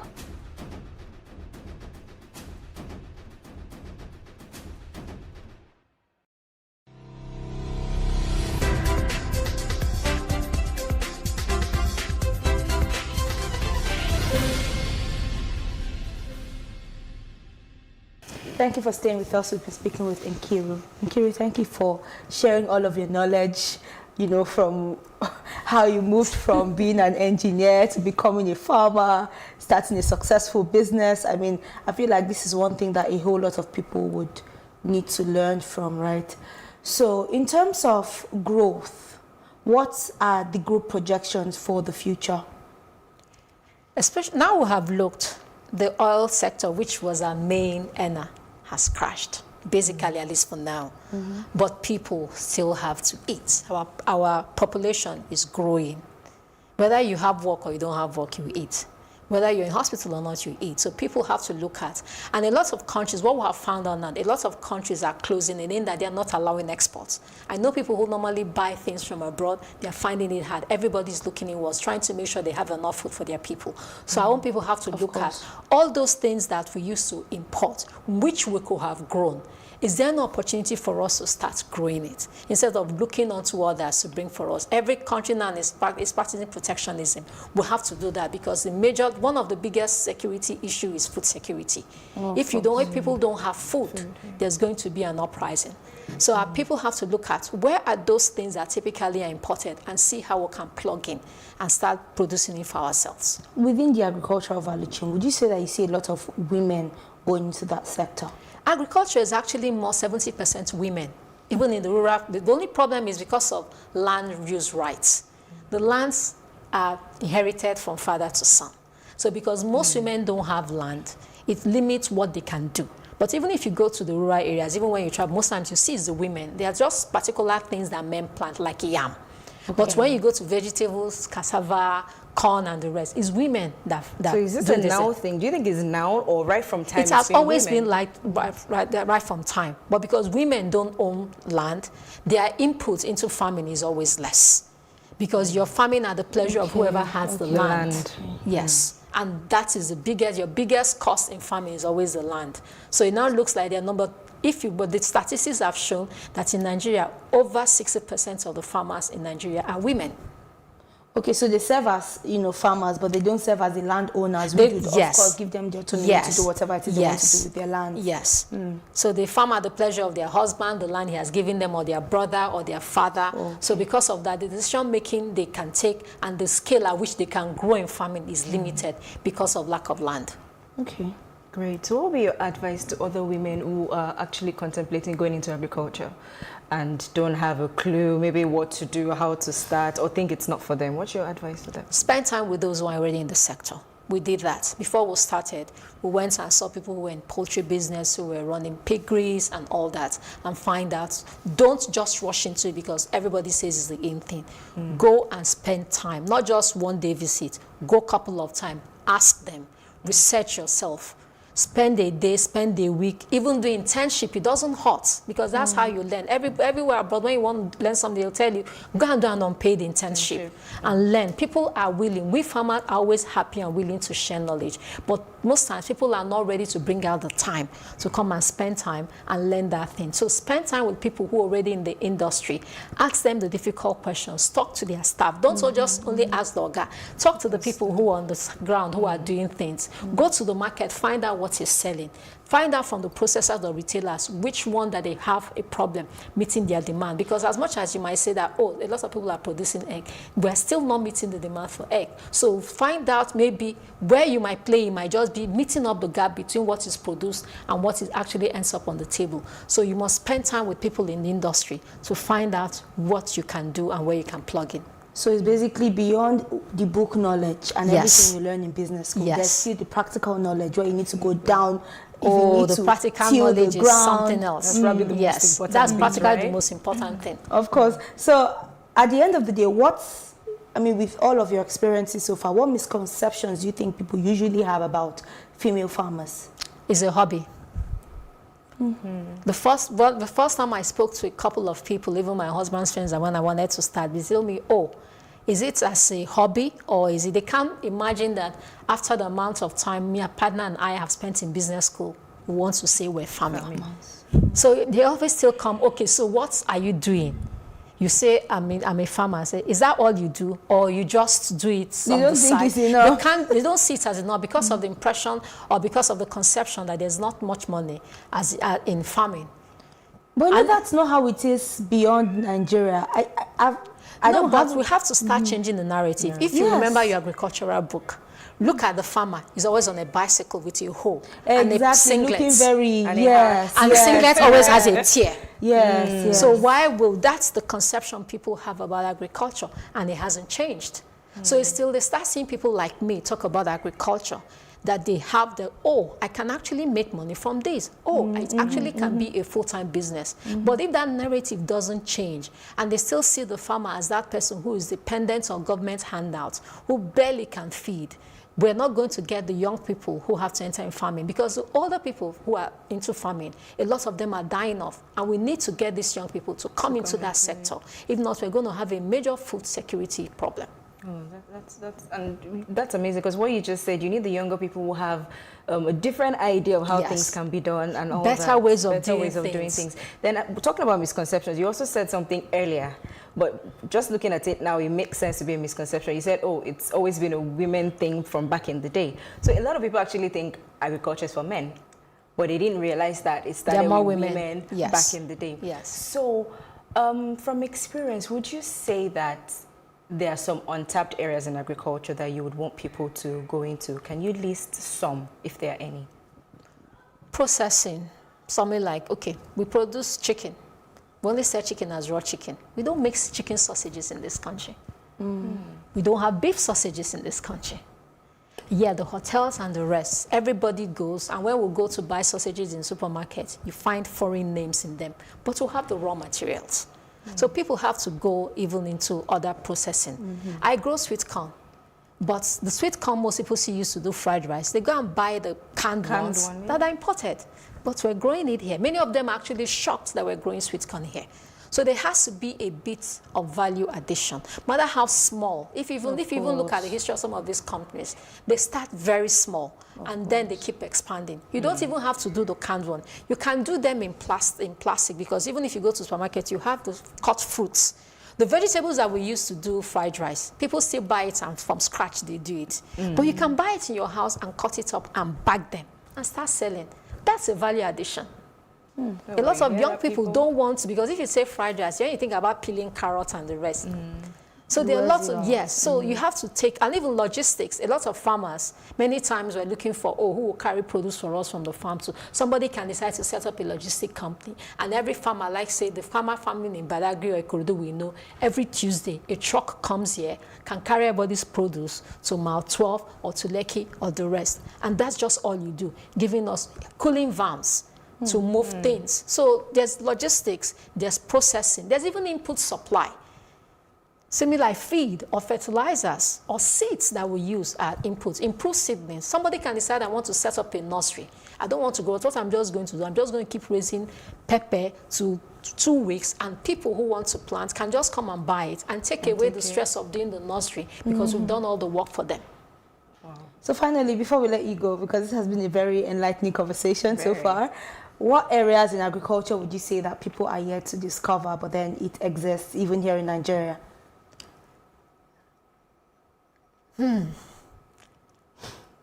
It exists in Nigeria. People are yet to discover it. One of them is sausage making. Like you just said. People need to take beef, take chicken, take pork, take every meat you have. I just give you this assignment, apart from 1 or 2 companies in Nigeria, open all the freezers in all the supermarkets. All the meats, all the sausages are imported. So you can imagine the market that's... And even things like cheese. A lot of us have acquired taste. We have a lot of pizza companies that use cheese. They're importing cheese. We have milk. We have fresh milk. They have companies who have fresh milk. Yes. So do something with it. But do you think people will patronize homemade brands like for things like that? Yes, especially now with the dollar going up and people can't afford it. We have no choice but to start eating local. So it's not a case of you want to, you have to. Great. Nkiru Okpareke, CEO, Enviro Grow. Thank you so much for joining us on Ladies Talking Business. Thank you so much. Thank you for staying with us on this program. Please follow us on all social media platforms for more informative and educative content of this nature. From myself and my co-host, Morami, please stay safe.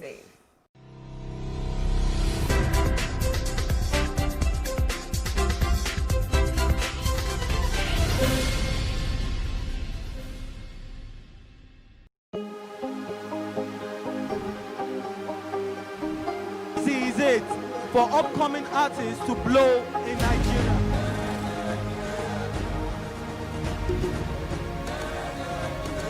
Welcome to Cross Trending. I am Buki November, your host, saying thank you for joining us on today's episode. Welcome back. It's tea time on Plus TV Africa. Practice makes perfect. I'm not perfect yet, but I'm a lot better than I used to be. He's a king. He's entitled to marry 100 if he wants to.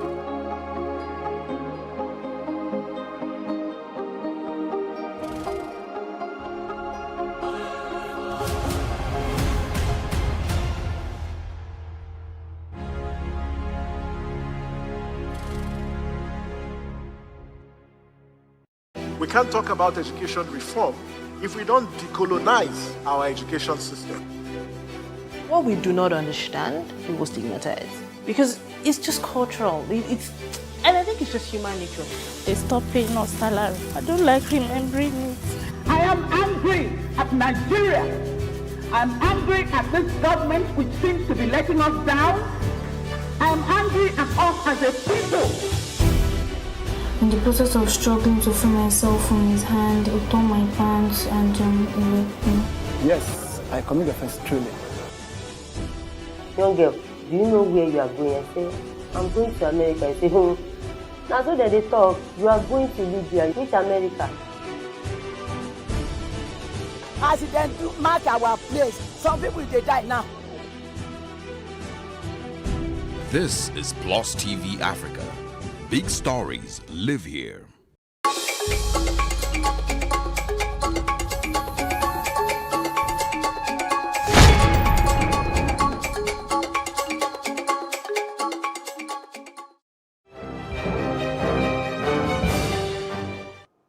Thank you for joining us on the news on Plus TV Africa. I am Osaogie Ogbonwa.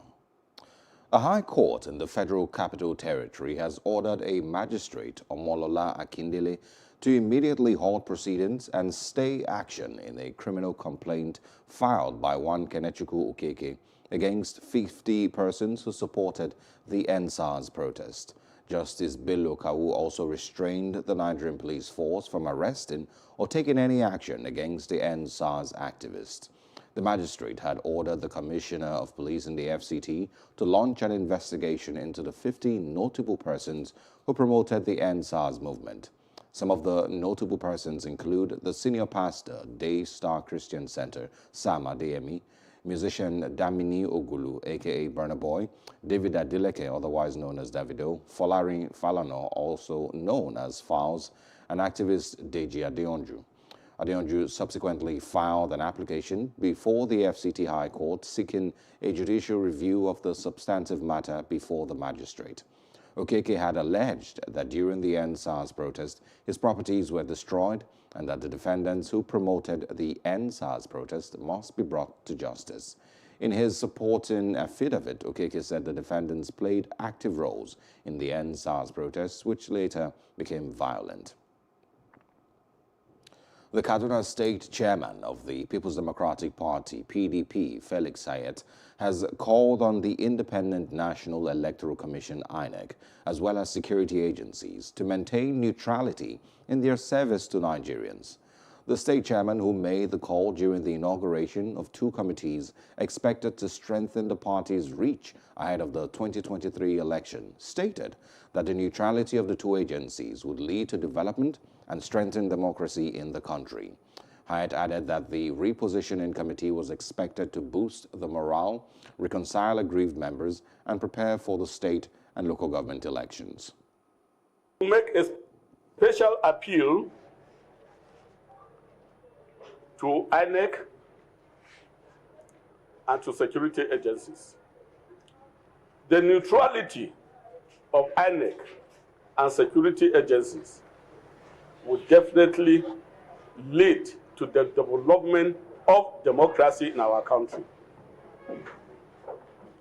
And the failure of INEC and security agencies to remain neutral in electoral processes,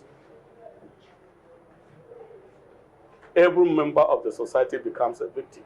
So on a scale of 1 to 10, you can actually put it on weight and compare it when the PDP was in the government and when it's now. Is it better or is it worse?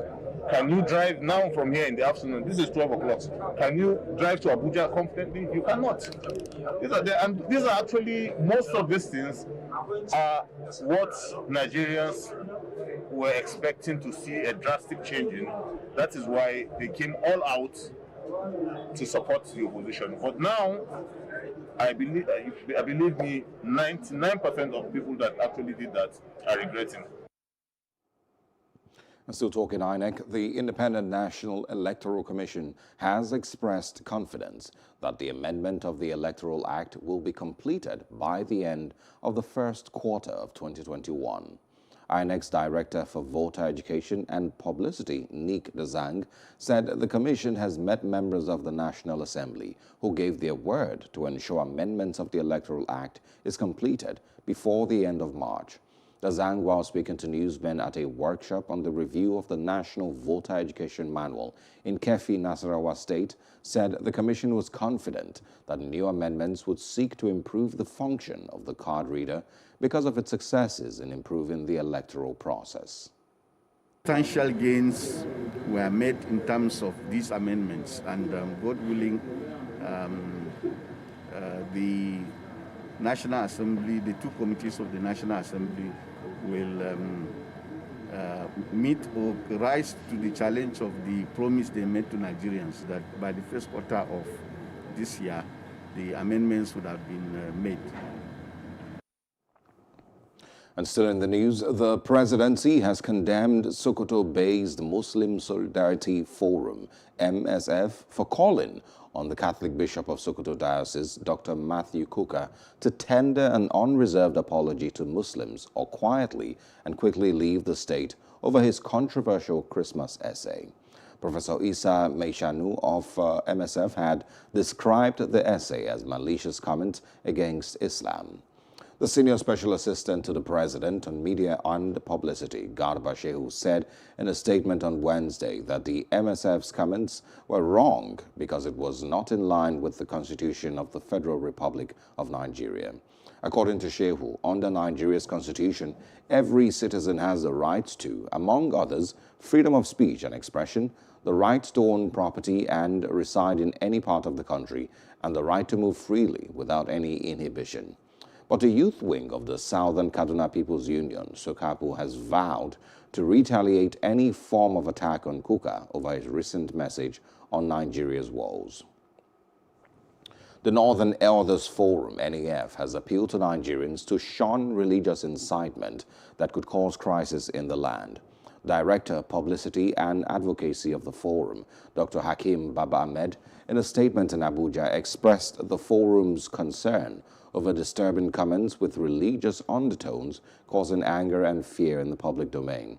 He said the forum's concerns had been compounded by published warnings from the DSS over attempts to cause breaches in security and peaceful coexistence through incitement in many parts of the country. The forum calls on Nigerians to be wary of mischief makers and subversives whose objectives could be to worsen the difficult circumstances under which Nigerians live today, saying Muslims and Christians had no reasons to fight.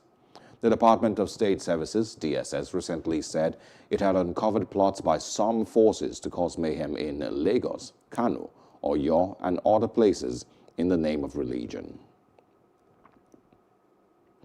Now moving out to the Niger Delta, residents of Bonny local government area of Rivers State on Monday protested on the island, lamenting incessant attacks and killings by pirates on their waterways for many years.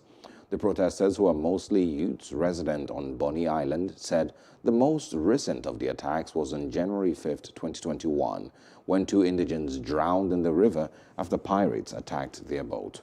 They added that the pirates, after the attack, made away with valuables from the passengers and asked them to jump into the high sea.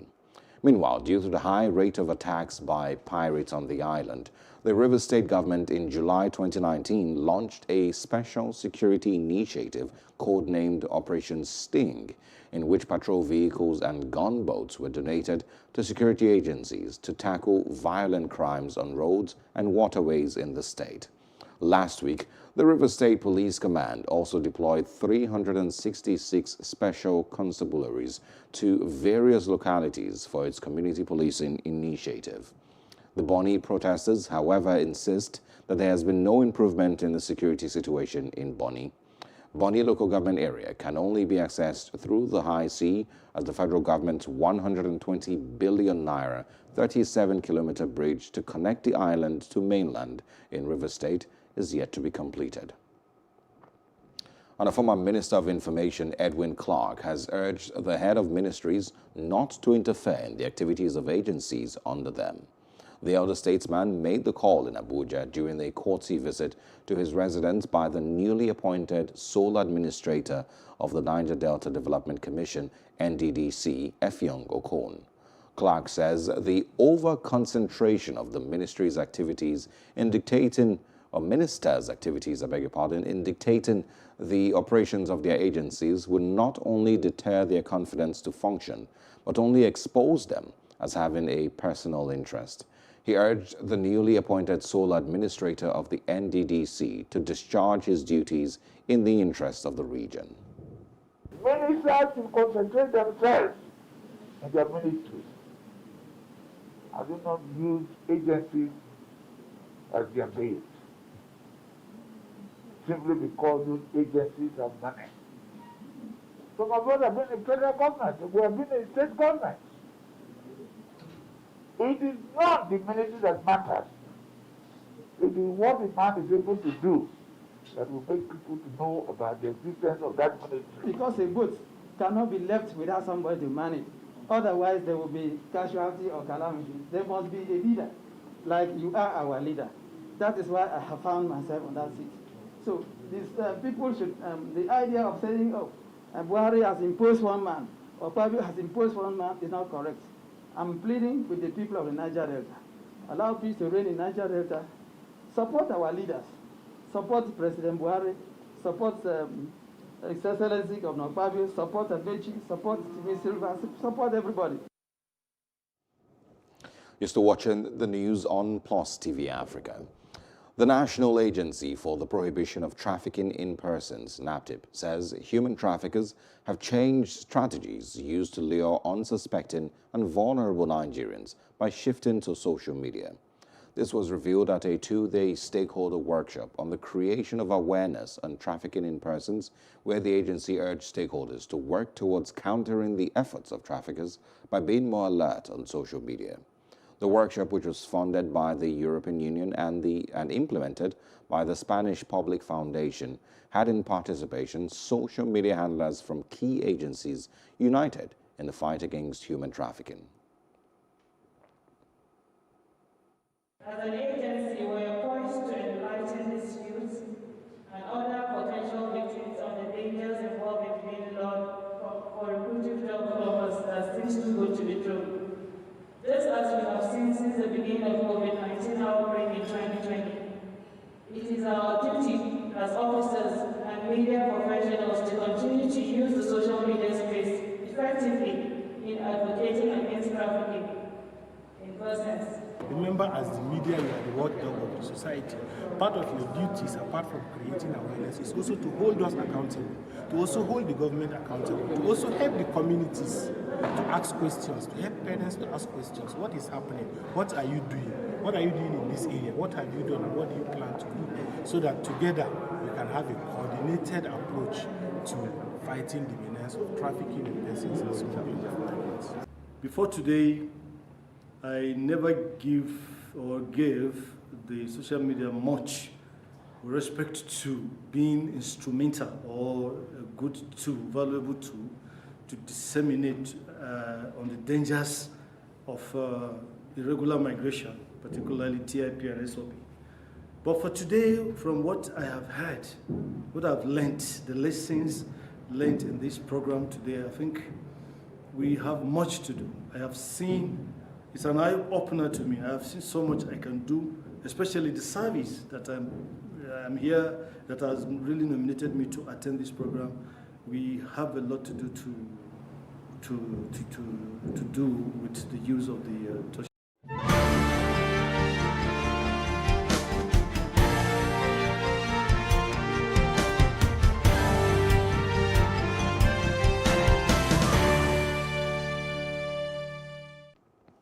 Welcome back, and now for some COVID-19 updates. Nigeria's curve of the coronavirus infections maintained an upward trend on Wednesday, with 1,398 new cases confirmed across the country. The Nigeria Center for Disease Control, NCDC, indicates that over 9,000 fresh infections have been confirmed within the past 7 days. With the new infections confirmed in 22 states and the Federal Capital Territory for January 13, 2020, the country's count of active cases has now exceeded 20,000. The Wednesday figure of active cases showed a significant increase over the past 4 weeks. The number of patients moved from less than 6,000 as of December 12th to 20,062 infections on January 13th. 9 new deaths were recorded on Wednesday, making it a total of 58 fatalities confirmed within the past 1 week, and the toll has now increased to 1,382. Meanwhile, 981 patients were discharged on Wednesday, which included 317 community recoveries in Lagos, 241 in Kwara State, and 134 in Plateau State, managed in line with guidelines. A total of 103,999 cases have now been confirmed across the country, but 82,555 patients have recovered.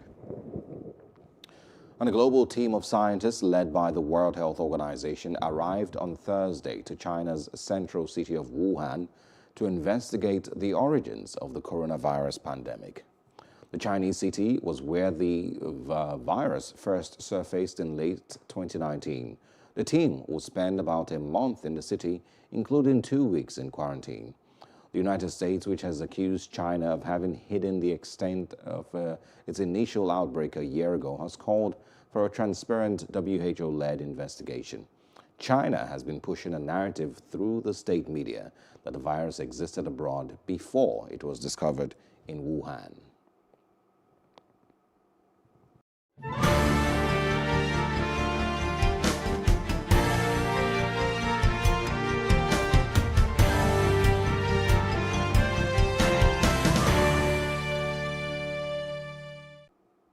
And after stories in other parts of Africa, Ugandans began voting in a tense election on Thursday under heavy security and an internet blackout as veteran leader Yoweri Museveni pursues a sixth term against a former pop star half his age.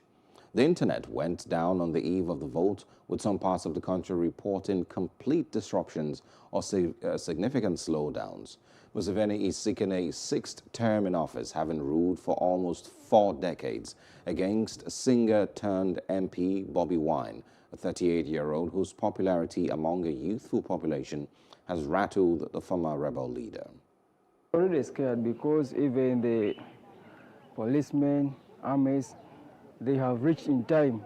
Even the choppers have been there up. How comes that the things which we are going to use in election, for them they have delayed? It means there must be something which is going on. I'll be here until we vote. As long as 4 p.m. It finds us in the line, we have to vote because we want to change the situation. I'm so sure our voters, they are ready to cast their votes on the side of the winning, and the winner must be Robert Kyagulanyi Ssentamu. Combined forces of the Central African Republic military, Russian mercenaries, and United Nations MINUSCA peacekeepers repelled attacks on Wednesday from rebel groups Coalition of Patriots for Change, CPC, some 9 to 12 kilometers from the capital, Bangui. With the scattered shots seen residents of the affected PK9 and PK12 neighborhoods flee for their lives. The latest attack comes after rebels launched an offensive vowing to march on the capital ahead of last month's volatile presidential election, which also saw the government accuse former President Francois Bozize of attempting a coup d'etat. Heavily armed Russian and Rwandan paramilitary troops had been dispatched to support the re-elected Touadéra's regime under bilateral accords. And now, moving on to other stories, some residents of Abuja have described the continued use of estimated billing by electricity distribution companies on consumers or customers as fraudulent and unacceptable. Plus TV Africa Abuja crew spoke to some consumers who called on the federal government to provide electricity meters for Nigerians, saying the continued use of estimated billing by distribution companies can be likened to daylight robbery. Estimated bill, whether you have light or no light, it is assumed that from day 1 of the month to the end you have light, and you go pay for it. Exorbitantly, nobody is doing anything about that. So I think if there's anything the government could do, they should work hard and provide meters for the common Nigerians. If you have a prepaid meter, it's pay as you go. If there's no light, your unit will be there and you will not use it. They will not charge you for it. But if it is estimated billing, either you use it or you don't use it, they will bring a bill for you at the end of the month and you will still pay. If you don't pay, they will disconnect your lights. The estimated bill is more or less of armed robbery. It's more or less of dubious character that they will just bring any bill they feel, okay, this is good for you, then you must pay it by force or by fire by force, and which is a cheating. To me, is a 419. But if you stay in the city and they give you an estimated bill, I think it's usually on a very high side. So if you stay in the city, it's preferable you use prepaid meters to check your power consumption. But while you are out of the city, like the outskirts, I think you should use estimated bills. Paid meter is better, but then the tariff is too high, and a lot of people cannot afford it. So that is why at times when they are making noise that people are doing bypass, it's because of the increment in the tariff that people cannot afford. I mean, look at this COVID-19. A lot of things happened. Nothing is moving, no business, even the salaries cannot be paid, and we are increasing the electricity bill. So how will these people cope? And now moving on outside Africa now, President-elect Joe Biden has urged the Senate on Wednesday to address the priorities of his agenda, even as it deals with the second impeachment of Donald Trump. In his first comments on the impeachment, Biden said the U.S. was saddled with the coronavirus pandemic and an ailing economy, and that he needed the Senate to approve his cabinet choices swiftly so that the new administration could get to work after he takes office on January 20th. A Senate trial of Donald Trump would only begin after this date. Meanwhile, Senate Majority Leader Mitch McConnell has ruled out a Senate impeachment trial for President Donald Trump before incoming President Joe Biden's inauguration on January 20. The top Senate Republican Congress suggested that Congress spend the next week focused on facilitating a safe inauguration and an orderly transfer of power to the incoming Biden administration. His comments come after the House of Representatives voted to impeach Trump for inciting last week's deadly Capitol siege, triggering a Senate trial. Democrats have pushed McConnell to quickly begin the trial. And now in entertainment, the National Council for Arts and Culture says it will partner with the National Youth Service Corps NYSC to equip members of the Corps with adequate skills for self-reliance. Director General of the Council, Olusegun Runsewe, says this is necessary to create jobs and empower young Nigerians. He also spoke to newsmen in Abuja and appealed to stakeholders not to reject any youth corps posted to the establishment, but treat them with utmost respect as they seek to serve the nation. Please, no one should reject NYSC members posted to them. The time has come to enlighten and reawaken our youth. Not everybody can get a government job. But if the NYSC platform can start to train them through skills within the next 2 years, unemployment will definitely reduce with about 6%. NYSC cannot continue to be like a beggar agency. So there's a need for the NYSC to bring something on the table in form of revenue generation. And where we can get this is through arts and culture. The partnership, as I said, will blossom from strength to strength as quickly as possible. The youth should take advantage of the various measures being put in place by the federal government. And in sports, the start of Japan's top league rugby union competition has been delayed due to COVID-19 outbreaks at several clubs. The league and Japan Rugby Football Union, JRFU, announced the delay on Thursday. The competition had been due to start this weekend, but with 10 positive tests at Kobe Steelers on Thursday, taking the total to 67 league-wide, organizers said they were now aiming for a mid-February start. Last year's season was cancelled entirely because of the pandemic. The JRFU chairman, Kensuke Iwabuchi, said Japan Rugby Football Union and Top League have had decisions that would do everything to have this year's Top League season. Organizers said they were yet to finalize a new start date and whether the format needed to be changed because of time restrictions and safety precautions. Top League chief Osamu Ota hoped the season would finish by the scheduled end date of May 23rd so that it would not interfere with the national team's plans. And that's the news at this hour. For more news updates, please follow us at PLOS TV Africa on Facebook, Twitter, and Instagram. And do subscribe to our YouTube channel at Plus TV Africa. We'll be back later with more stories. I am Osaogie Ogbonwa, and thank you for watching.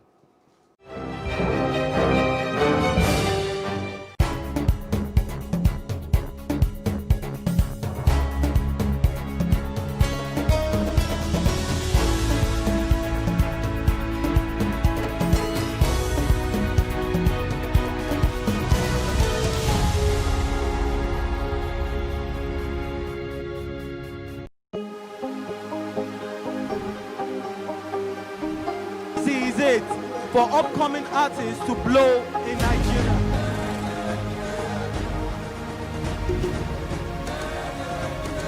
Welcome to Plus Trending. I am Buki November, your host, saying thank you for joining us on today's episode. Welcome back. It's tea time on Plus TV Africa. Practice makes perfect. I'm not perfect yet, but I'm a lot better than I used to be. He's a king. He's entitled to marry 100 if he wants to.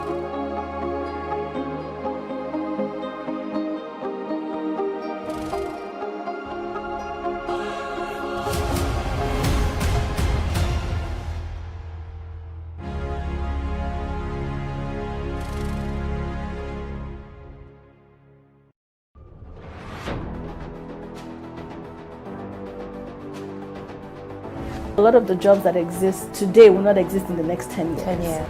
When I see people today shouting, we're not too young to run, we are ready to run. Ready to run to where? The people of excellence are, to a certain extent, being held ransom by idiots and bandits. Once you are in government, you believe everything you do is right. And once you are in opposition, everything the government does is wrong. And so it's time for us to take over power.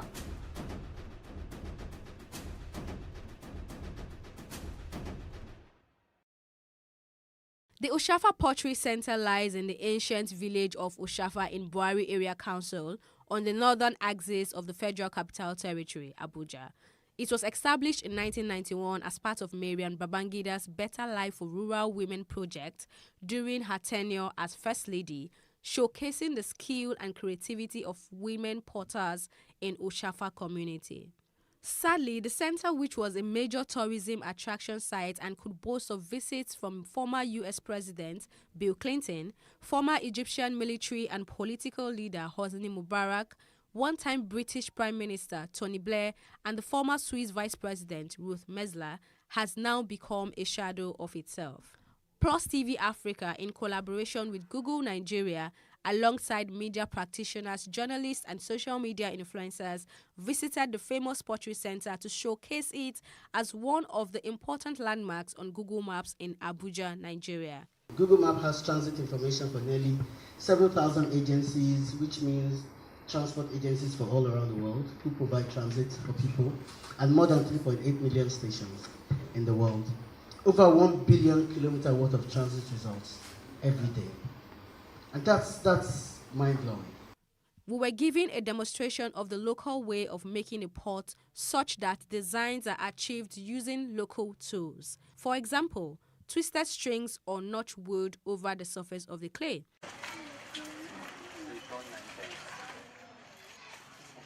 She tends to go round and round about the pot until she achieves the desired shape and height. Then there are some tools equally here she has that she used to equally design it, then shaping it, then smoothing it. You have to turn and turn. She has to turn around so that the wall will be even. If you don't turn, the wall will not be even.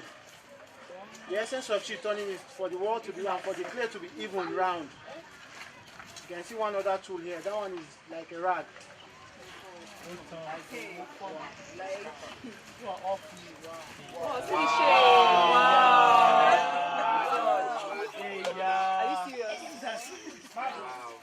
Out of that small. How did she do it? Wow. If they didn't show you, it's magic. This is down. Wow. Magic.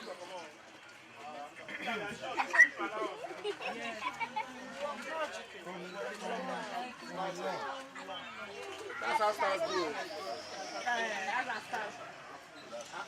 Even look at the inside.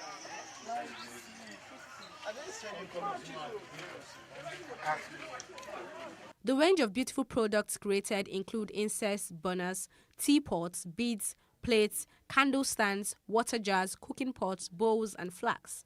The people of the Oshafa community have been relentless in sustaining this ancient tradition of pottery making, while they hope the government will come to their aid in terms of investment and well-packaged products for exportation, which will generate more revenue and better their means of livelihood.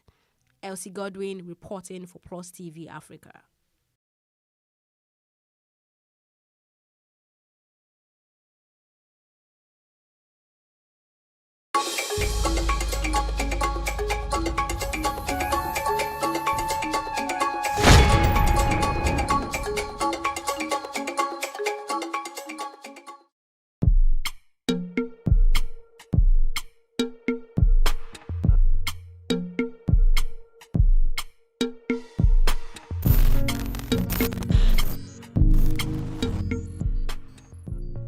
Welcome to Plus Events, and yes, there is a brand new episode just for you.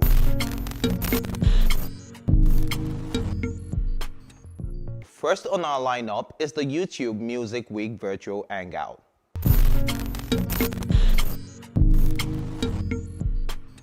YouTube held a virtual hangout, which featured top shotters in the music industry such as Pato Rankin, DJ Copy, Adekunle Gold, and Fireboy. This held from the 21st to the 27th of September, tagged the YouTube Music Week. The artists used this platform to share some of their interesting plans with their fans. In this episode, we will be showing you the virtual hangouts of DJ Copy and Adekunle Gold, respectively.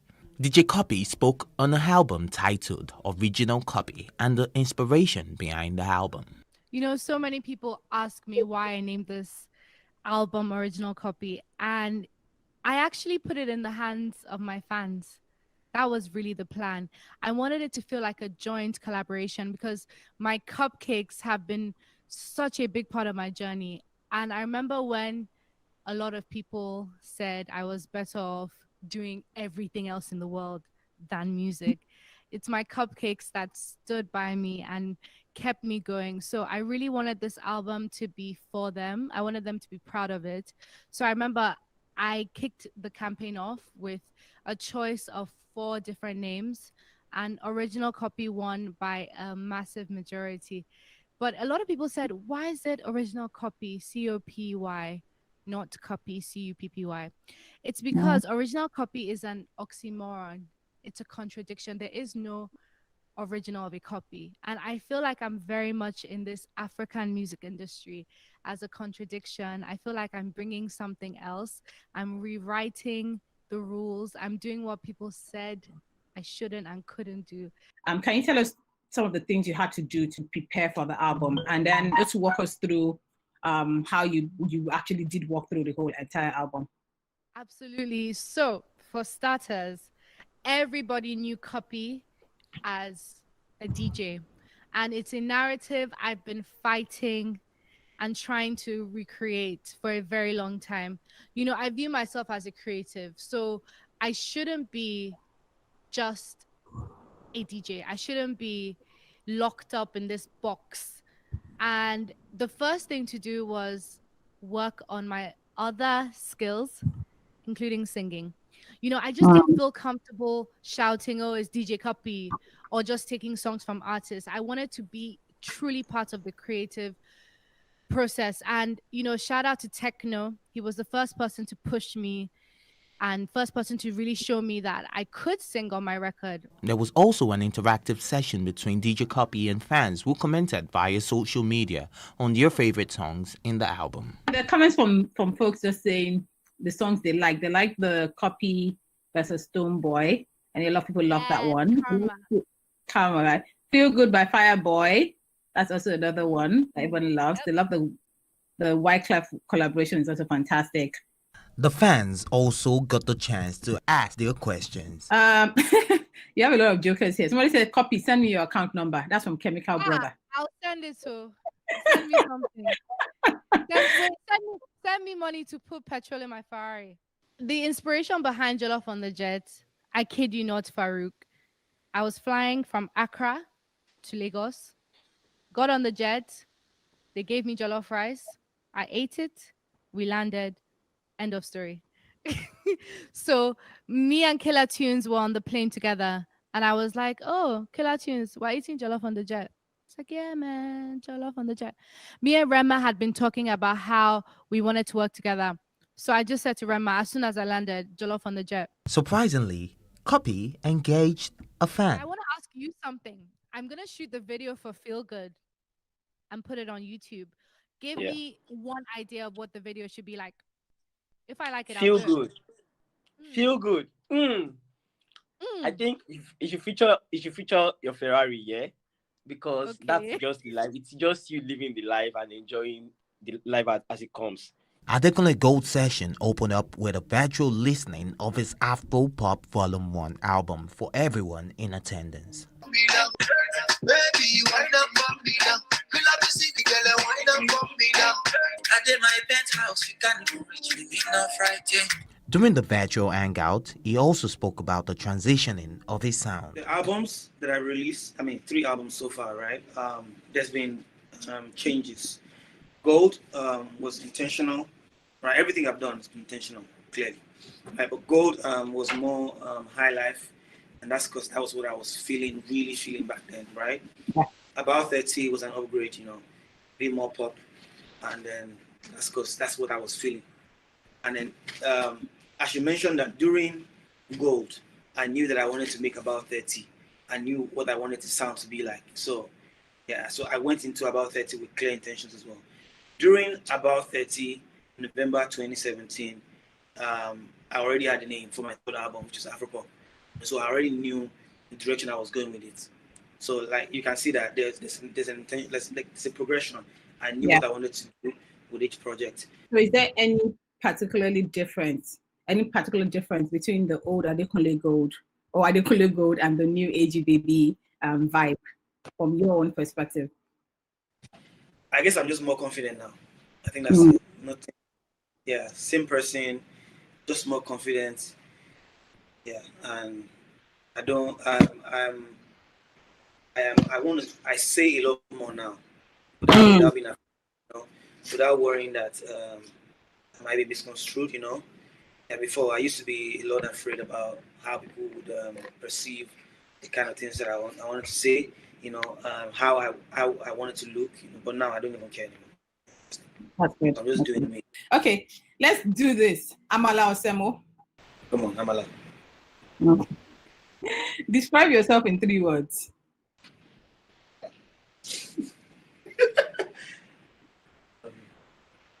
Trying to shorten it. Can I put hyphen in it?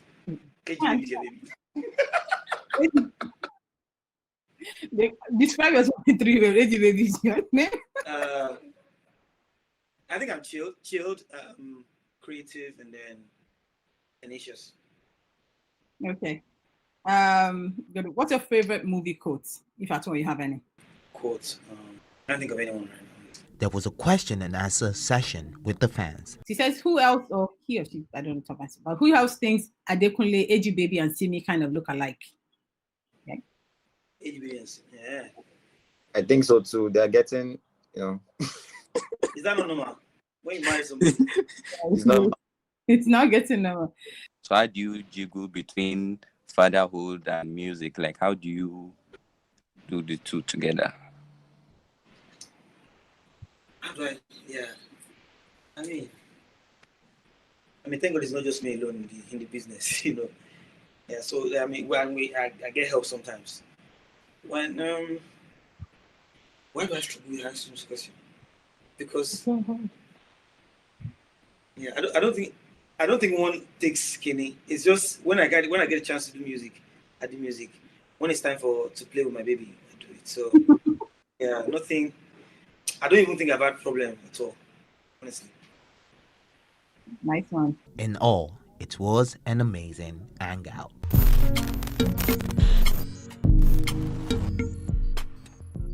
Up next is the Shanty Aesthetic Virtual Exhibition. Enjoy.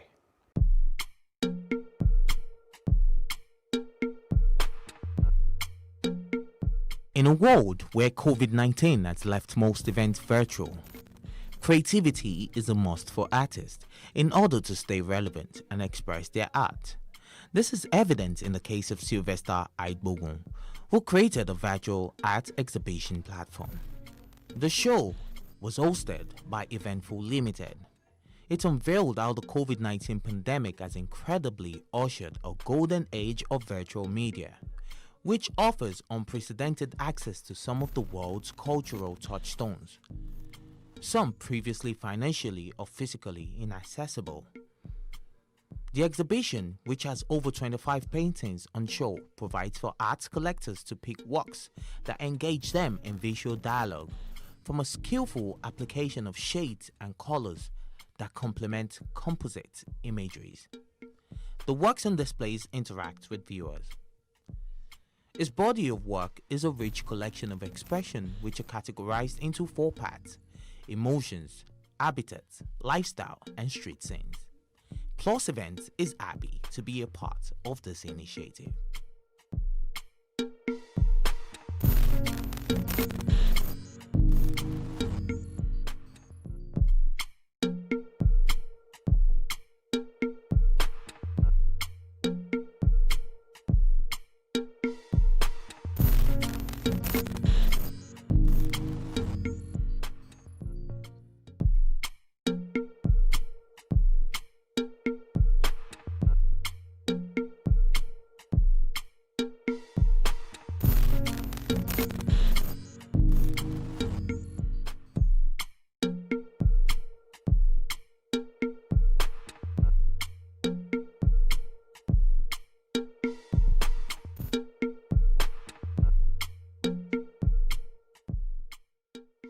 Plus Events spoke to Sylvester Aigbogun, the artist of the Shanty aesthetic. He spoke about his inspiration. 2 things here. One is the idea for building a body of work with Shanty aesthetics in mind.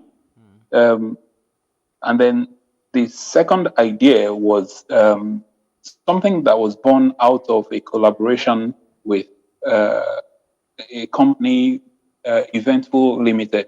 They are an events company, event management company. So we do quite a bit of work together because I'm a graphics artist as well as a painter. So I do quite a bit of work with them in putting together their events. So I have a friend who works with Eventful who suggested it. He was like, look, we are all in this time of a pandemic that's possibly brought business to a halt for people like us who are businesses depend on people gathering together to hold events and all that. So when he suggested a collaboration, because he knows that I paint, I thought it was a pretty good idea, and I agreed to it. He also spoke about the future of art exhibition. I'm an artist and I paint, so it freed up time for me. Staying at home and for most people who were able to work from home, it didn't happen for somebody like me, because I'm a printer. And if I'm not printing, I'm practically not doing anything. So I could direct all my energy into my painting, which is what I did.